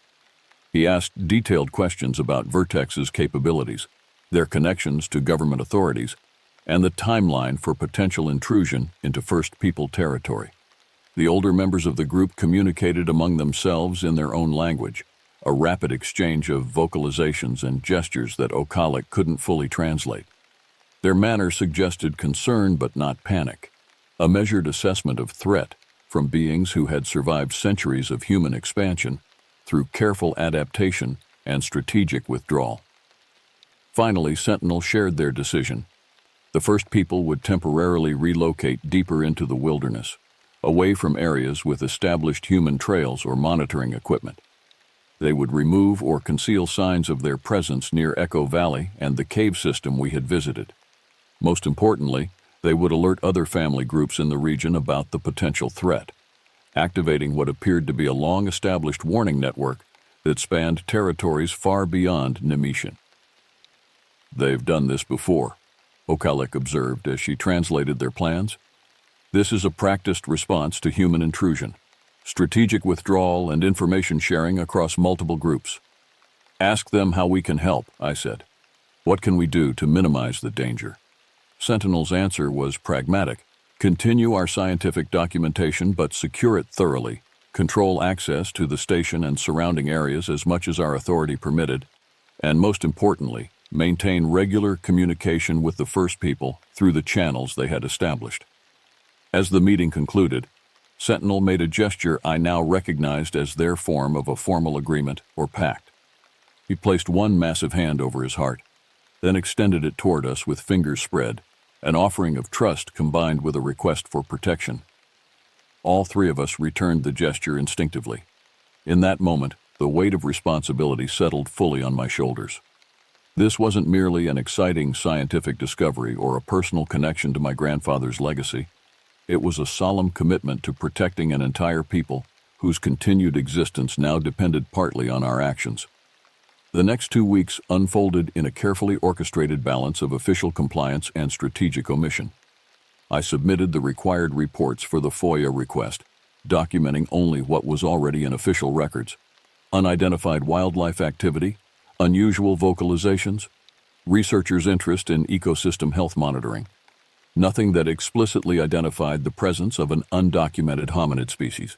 Meanwhile, Okalik and Donnelly worked tirelessly through their professional networks to lay groundwork for both scientific verification and habitat protection.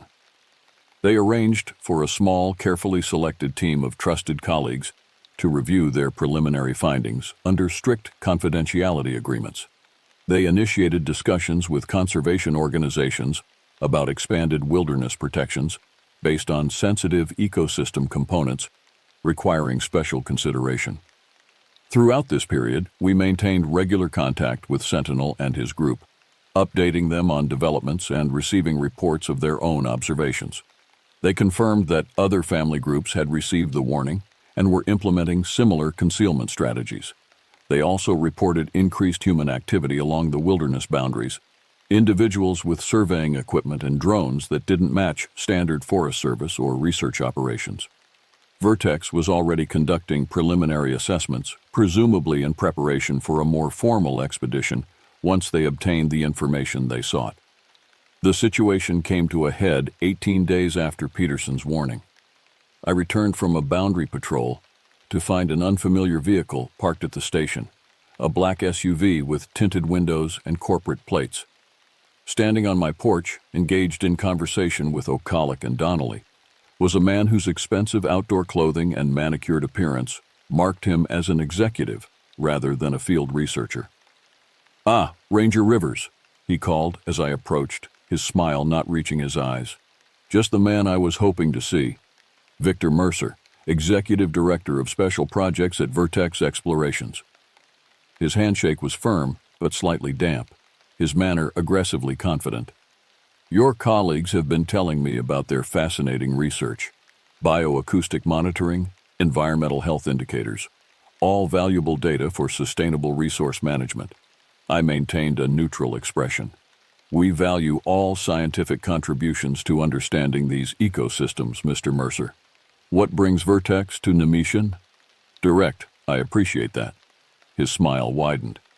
We're conducting preliminary assessments for potential resource development opportunities in the region. The university research caught our attention, particularly some unusual findings mentioned in your reports. All documented in the materials provided through the FOIA request, I replied evenly. Yes, those were helpful, if somewhat limited. A brief flash of annoyance crossed his features. I was hoping you might elaborate on the unidentified large mammals mentioned several times. Anything unusual about their behavior or characteristics? Okalik interjected before I could respond. Our formal findings will be published through peer-reviewed scientific journals, Mr. Mercer. Preliminary observations aren't suitable for public dissemination. Mercer's attention shifted to her, his expression calculating. Dr. Okalik, your background isn't actually in bioacoustics, is it? Your previous publications focus on primate evolution and isolated populations of great apes. Quite a shift to forest ecosystem monitoring. The implied threat was clear. He knew more about the true nature of their research than we had hoped. Donnelly stepped forward, his Australian accent thickening slightly as it did when he was stressed. Research scientists often apply methodologies across disciplines, mate. Evolutionary biology and ecosystem health share many analytic approaches. Perhaps you could tell us Vertex's specific interest in our work. Transparency works both ways. Mercer's facade of collegial interest hardened slightly. Very well. Vertex has received credible reports of an undocumented large mammal species in this region, one with potential scientific and commercial significance. We're prepared to invest considerable resources in documenting and perhaps preserving specimens. The euphemism wasn't lost on any of us. Preserving specimens meant killing and collecting. Exactly the outcome the first people had feared from human discovery. Fascinating, I replied with deliberate blandness. The Forest Service welcomes scientific interest in our wilderness areas, provided all activities comply with federal protection regulations. Any expedition would require detailed permits, environmental impact assessments, and approval from multiple agencies. I'd be happy to provide you with the appropriate application forms. Mercer's smile became a tight line. Yes, the famous bureaucratic gauntlet. Fortunately, Vertex has excellent relationships with regulatory agencies at the highest levels. We anticipate expedited processing of our requests. He pulled a business card from his jacket and handed it to me. I'll be in the area for several days conducting preliminary surveys with my team. We have permits for drone operations and ground-level data collection. I hope we can count on your cooperation, Ranger Rivers. Within the scope of my authority, certainly, I replied carefully. After Mercer departed, we gathered in my cabin to assess this alarming development. He knows something specific, Donnelly said. That comment about primate evolution wasn't coincidental. Someone's talked. Or they've obtained information through less official channels, Okalik suggested. Corporate espionage, hacking, bribes to someone in the approval chain for our research permits. Regardless of how they know, the threat is immediate, I said. We need to warn Sentinel immediately, and we need to accelerate our protection strategy. Okalik nodded grimly. I've been working on something that might help. A colleague at Interior has proposed an emergency designation of this region as a critical habitat study area. It would temporarily restrict all commercial activities and non-essential access, while a comprehensive biological assessment is conducted. How quickly could that happen? I asked. With the right pressure, days rather than weeks. I have calls scheduled with 3 senior officials tomorrow morning. And I've prepared a preliminary scientific brief, Donnelly added. Carefully worded to establish the potential significance of our findings without explicitly identifying the species involved, enough to justify aggressive protection measures among the scientific community. I considered our options. We need to buy time. Mercer mentioned drone operations. Those could cover vast areas of wilderness quickly, potentially locating signs of the first people before they can fully implement their concealment strategies. "Can you restrict the drone permits?" Donnelly asked. "Find some regulatory reason to delay them?" I shook my head. Not without solid justification that would withstand legal challenge, but a thought occurred to me. The weather forecast calls for thunderstorms in the mountains over the next 3 days. Safety regulations prohibit drone operations during electrical storm conditions or high winds.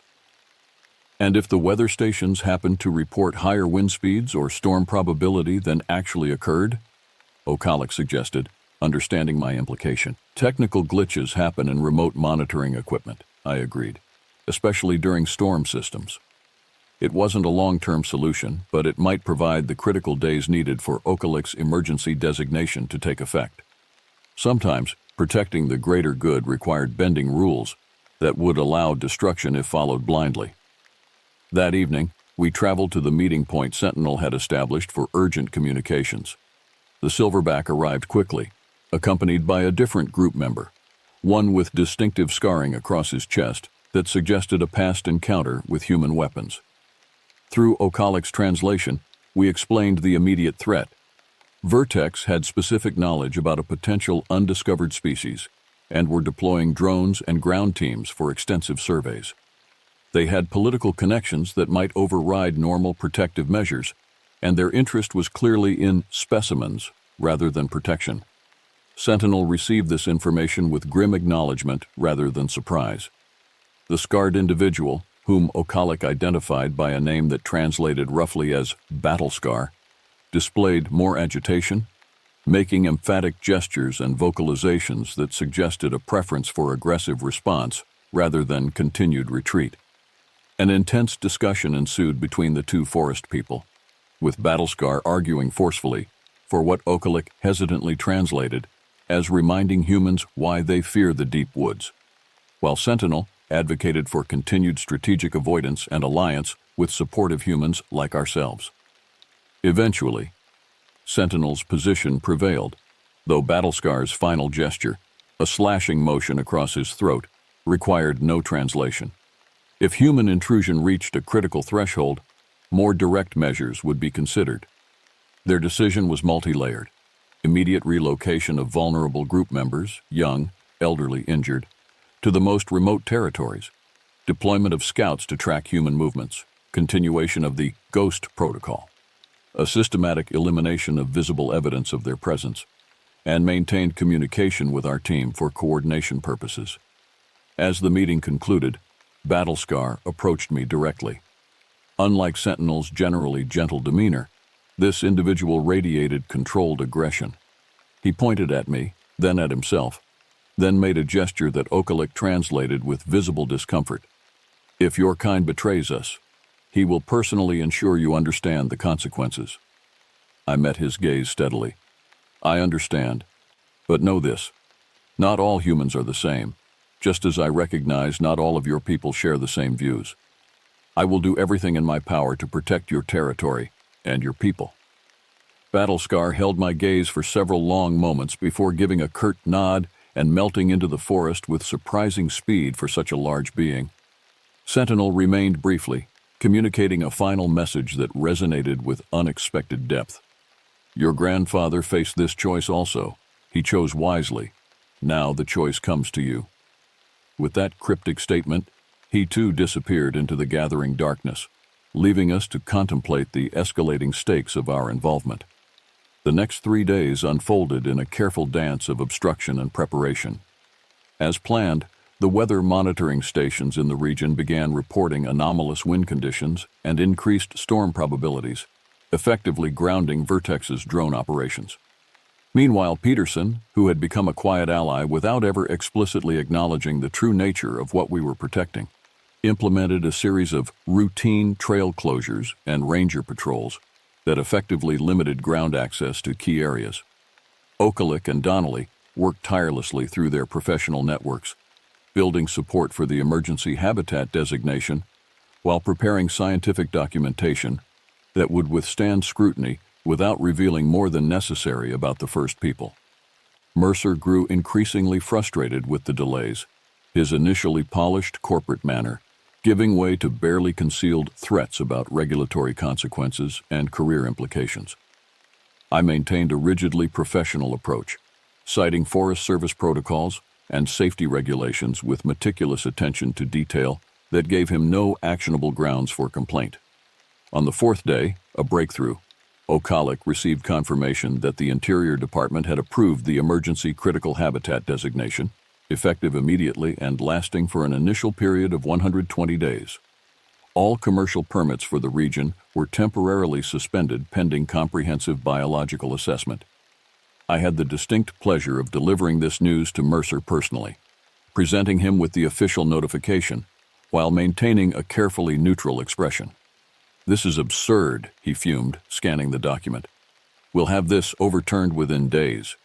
Do you have any idea the level of political influence Vertex commands?" "I'm sure your legal team will pursue all available options," I replied evenly. "In the meantime, all non-essential access to the designated areas is suspended. Your team will need to vacate the research perimeter by tomorrow at 0800. His face flushed with anger. "This isn't over, Rivers.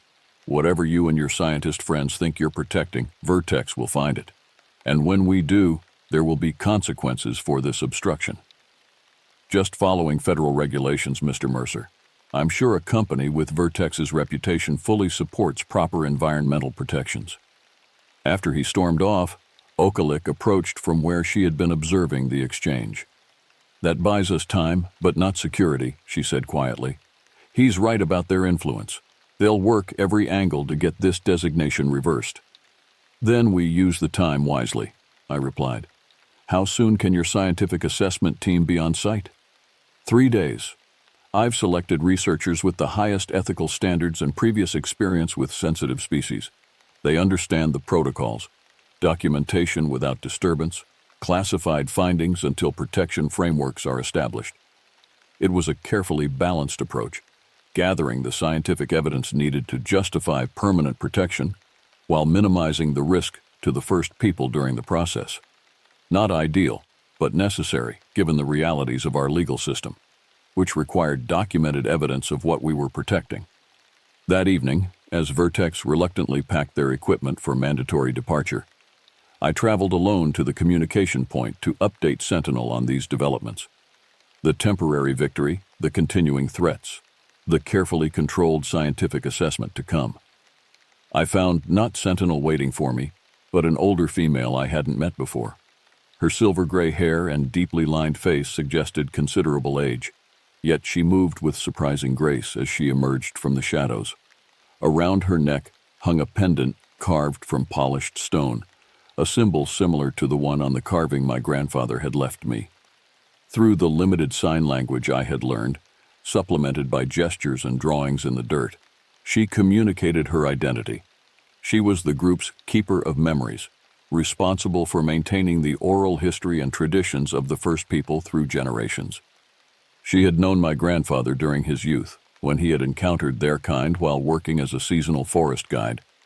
This revelation stunned me, direct confirmation that my grandfather had indeed interacted with these beings, had been trusted with their secret, had carried that knowledge through his life while preparing me in subtle ways to eventually discover the same truth. The memory keeper shared something else.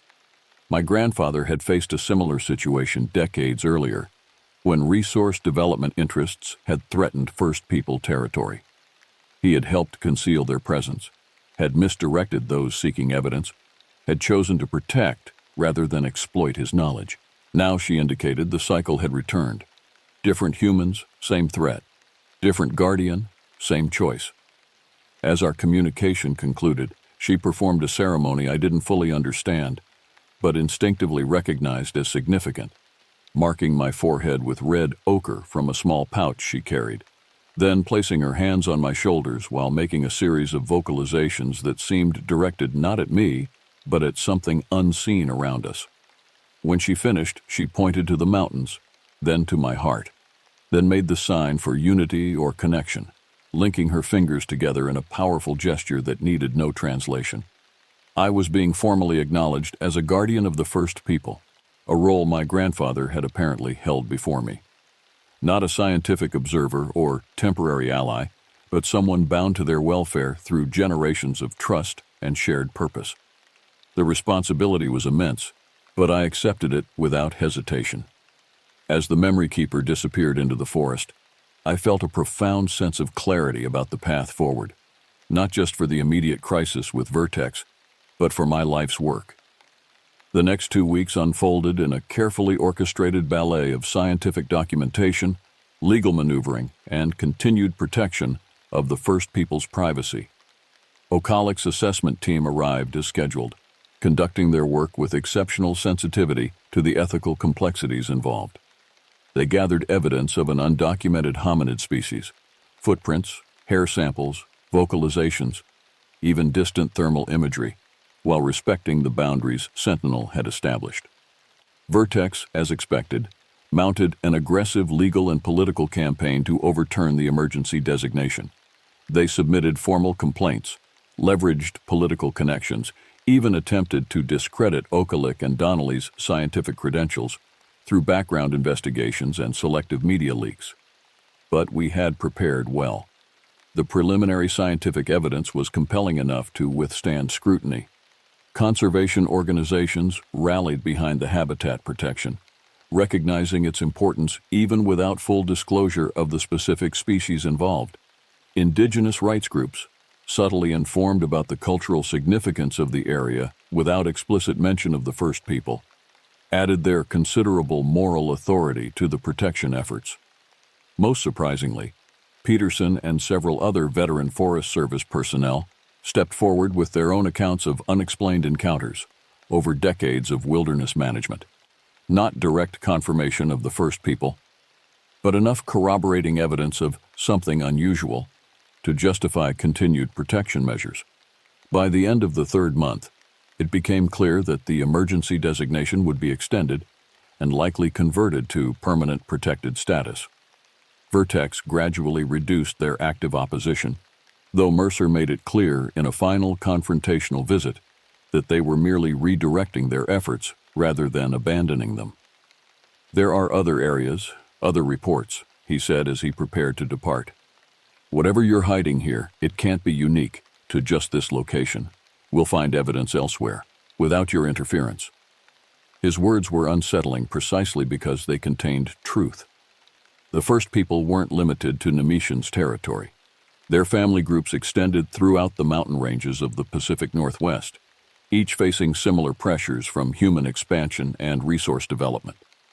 As Okalik and Donnelly's official research period concluded, we faced the question of what came next. They had accumulated enough evidence to justify continued protection without revealing the full nature of what we had discovered. Their carefully worded research papers described compelling evidence of an undocumented large mammal species of significant scientific interest, while emphasizing the ethical imperative of habitat protection over specimen collection. "I've been offered a position with the Conservation Biology Institute," Okalik told me as we walked along the lakeshore on what would be one of her final days at the station. "Leading a new program focused specifically on ethically studying potentially sensitive undocumented species." "Created with this situation in mind?" I asked. She nodded. "The Institute director knows enough to understand the significance without demanding full disclosure. It would give me resources to continue this work, not just here, but potentially in other areas where similar beings might exist." "And you, Donnelly?" The Australian grinned. "I'm joining her team, of course. Someone needs to keep her from getting too caught up in the science to remember the people behind it. Their departure would change the nature of our work with the First People, but not end it. We had established communications, built trust, created a foundation for ongoing interactions that could potentially expand over time to include other trusted humans." On their final evening at Nemesian, we held a small ceremony at the lakeshore. Sentinel and several members of his group emerged from the forest at dusk, their massive forms silhouetted against the setting sun. They brought gifts, intricately woven baskets containing forest medicines, stone tools of exquisite craftsmanship, and most precious of all, detailed maps drawn on bark showing territories, seasonal movement patterns, and potential danger areas where different groups might react with hostility to human contact. These were not merely symbolic offerings, but practical tools for continuing our work of protection and understanding. Through Okalik's now fluent translation, Sentinel explained that their council of elders had decided to formalize the relationship we had begun, not just with our specific individuals, but with the concept of respectful human connection after generations of deliberate separation. The world changes, he signed. The old ways of complete hiding no longer protect us. Some humans must know, must help, must speak for the first people when decisions are made about the lands we share. It was a profound philosophical shift, a strategic adaptation to changing environmental and political realities. Just as humans needed to adjust our understanding of what and who existed in the wilderness, the first people had recognized the necessity of limited but meaningful engagement with human society after centuries of avoidance. As the ceremony concluded, Sentinel approached me directly, placing one massive hand on my shoulder in a gesture of trust and connection. "Your grandfather would be proud," he signed. The circle continues. The guardian watches. The forest remembers. In that moment, standing between worlds, I understood more clearly than ever the responsibility I had inherited, not just to protect a physical territory or even a recently discovered species, but to preserve the possibility of connection between two intelligent peoples who had shared this continent for thousands of years without truly knowing one another. The sun sank below the mountains, casting long shadows across Lake Nemishin. From the distant ridgelines came the haunting calls of the first people, echoing between peaks as they had for countless generations before humans named these landscapes or claimed them as their own. I listened with new understanding, recognizing patterns and meanings in what had once seemed merely mysterious. They were not calls of defiance or territorial warnings, but something far more profound, reminders of ancient knowledge, affirmations of continued existence, invitations to remember that the human story was only one thread in the complex tapestry of consciousness that inhabited these mountains. As darkness fell and stars appeared above the lake, I silently renewed the promise I had made to Sentinel, to the Memory Keeper, to my grandfather's legacy, and to the wilderness itself. The first people had survived for millennia by adapting to changing conditions while maintaining their essential nature. Now they faced perhaps their greatest challenge in learning to coexist with an expanding human presence that both threatened and potentially offered protection. In this uncertain future, they would need guardians who understood both worlds, humans who recognized the profound value of preserving not just biological diversity, but the unique consciousness and culture of these ancient beings. My name was Kalataka, guardian of the people, and I had found my purpose at last. I never planned to become a ranger at Takina Wilderness Reserve in Alaska. My life in Seattle had become predictable, boring even, a corporate job that paid well but drained my soul. When I saw the posting for a seasonal ranger position in one of America's most remote parks, something deep inside me responded. Maybe it was my grandfather's stories of wilderness adventures, or maybe it was just desperation to escape the concrete and glass prison I'd built around myself. The name Takina comes from an Athabascan word meaning river of shadows. I'd later understand how fitting that name truly was. My supervisor, a weathered man named Cascai, had deep lines etched into his face like the topographical maps that covered the walls of our outpost. "Most folks don't last a season," he told me during orientation, eyes narrowed against the smoke from his pipe. "The isolation gets to them, the silence, or maybe what breaks the silence." I laughed nervously. "What breaks the silence?" He didn't answer, just handed me the keys to Cabin 7, positioned on the eastern shore of Lake Kunmut. Radio check-ins twice daily, no exceptions. The cabin was rustic but comfortable.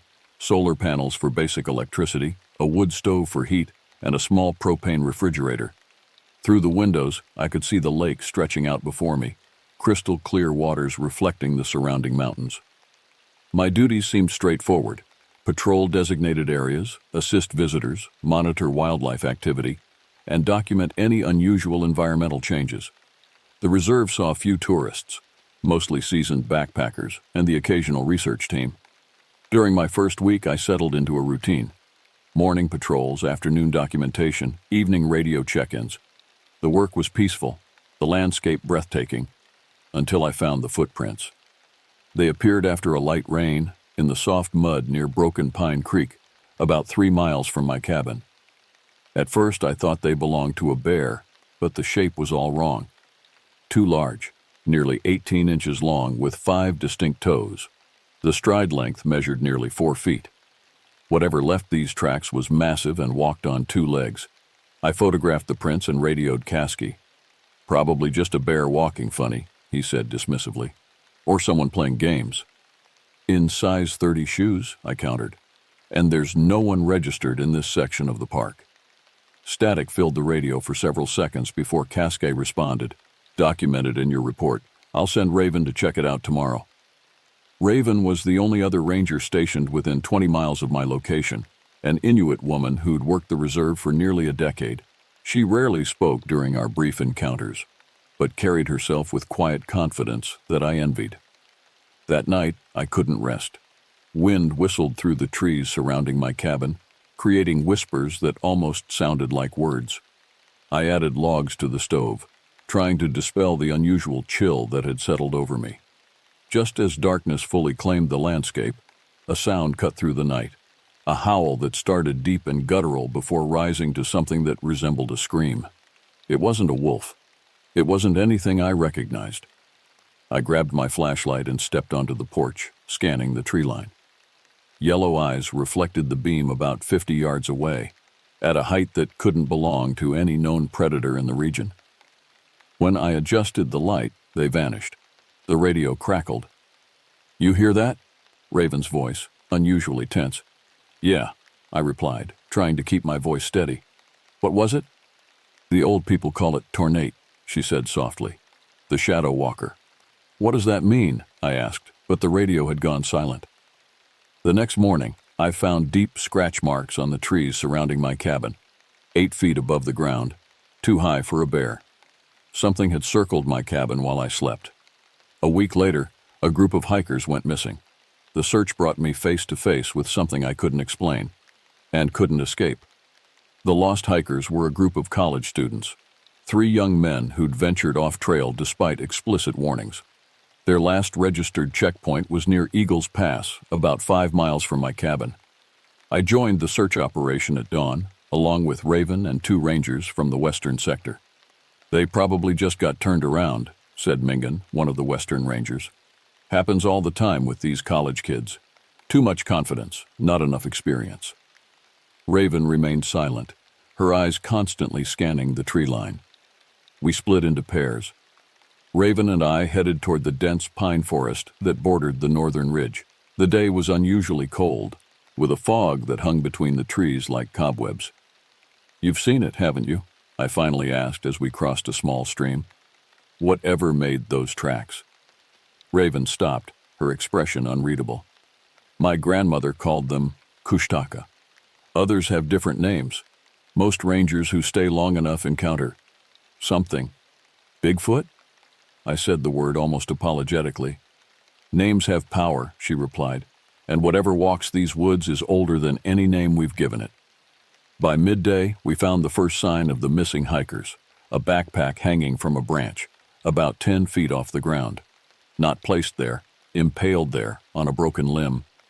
The contents were scattered and several items showed clear tooth marks, large, distinctly human-like teeth.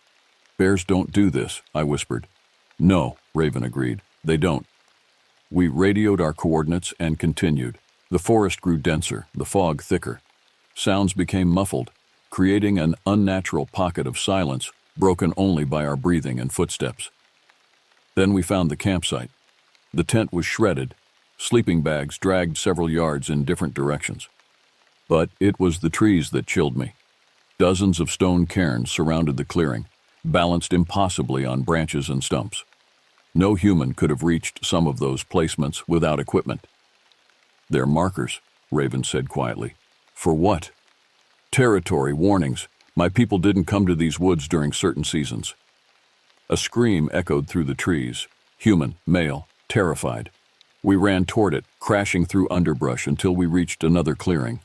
One of the students sat, huddled against a boulder, shaking violently, clothes torn and dirty. Alone. His name was Anton. His friends were gone. "It was watching us for days," he stammered as we gave him water. "We kept finding sticks arranged in patterns around our campsites. Then the sounds started, like someone mimicking voices we knew, calling from the woods." "Where are your friends?" I asked. Anton's eyes welled with tears. "It took them. Last night it was huge. Taller than any man I've ever seen. Covered in dark fur. The smell was like wet rot and copper." "Did you see its face?" Raven asked. He shook his head. "Just the eyes. Yellow. Like they were glowing. It moved so fast. Grabbed Michael first, then Jordy when he tried to run." He clutched my arm. "They screamed for so long."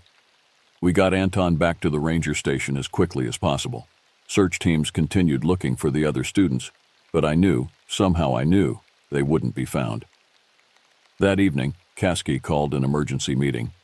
His usual stoicism had cracked, revealing genuine concern. "We're closing the northern sector," he announced. "The official story is environmental assessment." "What's the unofficial story?" I asked. The room fell silent. Finally, an older ranger named Adahi spoke up. "Every few years it gets bold, takes people. We close areas, wait it out." "Wait what out?" I demanded. "Shouldn't we be hunting this thing?" Kasky fixed me with a hard stare. "Listen carefully. This isn't a bear or a wolf. It's not something you track and kill. The last team that tried never returned."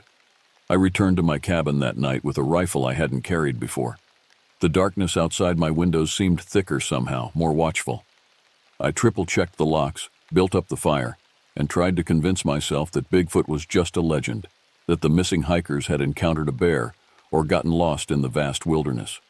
But I knew better now. And whatever stalked the forests knew I knew. At 3:17 a.m., something heavy walked across my porch. The floorboards creaked under tremendous weight. My breath caught in my throat as I reached for the rifle leaning against my bedside table. Outside, the footsteps paused.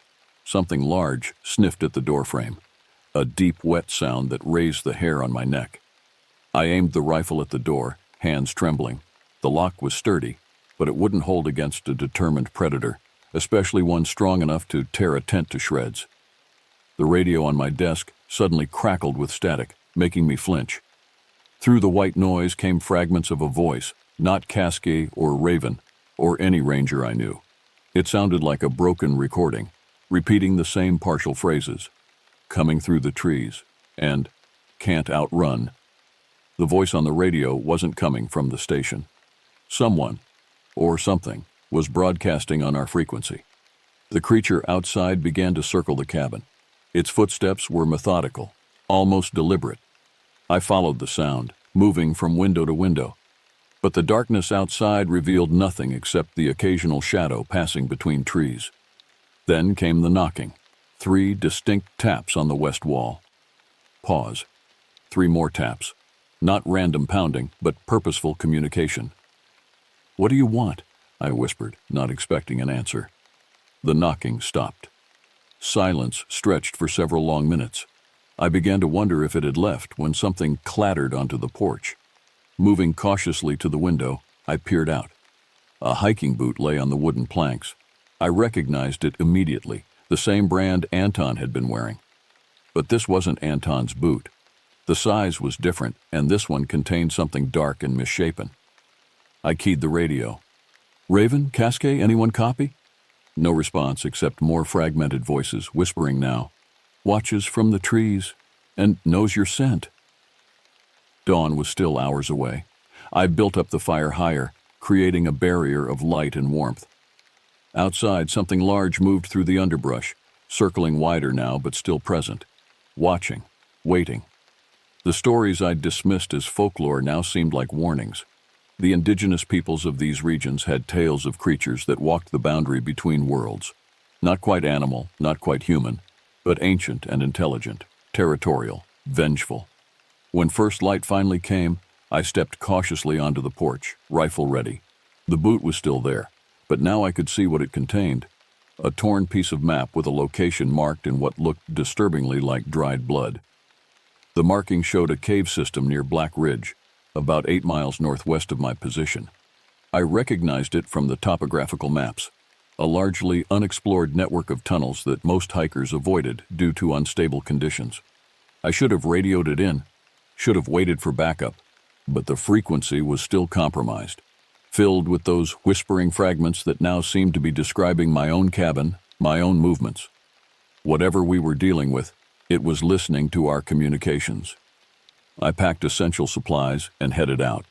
The forest felt different now, watching me with malevolent awareness. Twigs snapped behind me when there was no wind.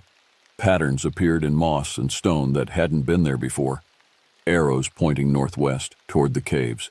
It was leading me somewhere, setting a trap perhaps. But if there was any chance the missing hikers were alive, 6 miles into my journey, I found the first body.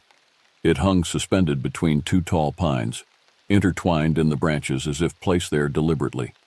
The remains were partially mummified, much older than the recent disappearances. The victim wore the tattered remnants of a Park Service uniform, at least a decade out of date. I photographed the scene with shaking hands, then continued toward the caves. The forest grew quieter with each step, the normal sounds of birds and small mammals conspicuously absent. The cave entrance was marked with more of those impossible stone cairns, balanced stones defying gravity, forming a pathway inward. The stench emanating from the darkness made me gag. That same wet rot and copper smell Anton had described. Logic told me to turn back. Every instinct screamed danger, but I'd come this far. The beam of my flashlight revealed a tunnel sloping downward, walls lined with more balanced stones and something else. Claw marks scored the rock, some fresh enough that dust still settled beneath them. 100 yards in, the tunnel opened into a larger chamber. My light caught reflective surfaces, dozens of them, arranged carefully on natural stone shelves. Cameras, watches, smartphones, jewelry. Hundreds of items collected over what must have been decades, and beyond them, movement. The creature stood at least 8 feet tall, its massive frame silhouetted against the far wall. Matted dark fur covered its body, but its face was the true horror. Not fully animal, not fully human. Intelligent eyes reflected my light with that same yellow glow I'd seen from my cabin. It didn't charge. It watched me, head tilted in an almost curious manner. Then, deliberately, it reached one massive hand toward a shelf and selected something, a Park Service badge. My predecessors, I realized. It tossed the badge at my feet, a warning, a message. Behind the creature, I glimpsed more movement, shapes huddled in the darkness. The missing hikers, other victims. I couldn't tell, but they were alive. The standoff lasted minutes that felt like hours. Neither of us moved. Then, from somewhere deep in the cave system, came the sound of more movement. Heavier, multiple sets of footsteps. There were more of them. I backed away slowly, keeping my light and rifle trained on the creature. It made no move to stop me, but its eyes never left mine. The message was clear. This time, it was letting me go. This time, it was just a warning. I radioed for emergency evacuation as soon as I cleared the cave entrance. Within hours, a full tactical team had arrived. But by then, the caves were empty. No creatures, no victims, just hundreds of personal items collected over decades, the only evidence that something had been living there at all. Tahkeena Reserve's northern sector remained closed indefinitely. Official reports cited environmental concerns. Anton's statement was buried under confidentiality agreements and psychological evaluations that questioned his reliability. I was transferred to a ranger station in Olympic National Park, hundreds of miles south. Safer, more populated. The nightmares followed me there, yellow eyes watching from the tree line, impossible stone structures appearing outside my new cabin. Sometimes on the park radio frequency, I still hear fragments of those whispered messages. And I know, with absolute certainty, that whatever walks the wilderness of Takina is patient, territorial, and it remembers those who have seen it. Some nights I wake to the sound of 3 distinct knocks on my wall. Some nights I find small cairns balanced on my porch steps, and I know it's only a matter of time before we meet again.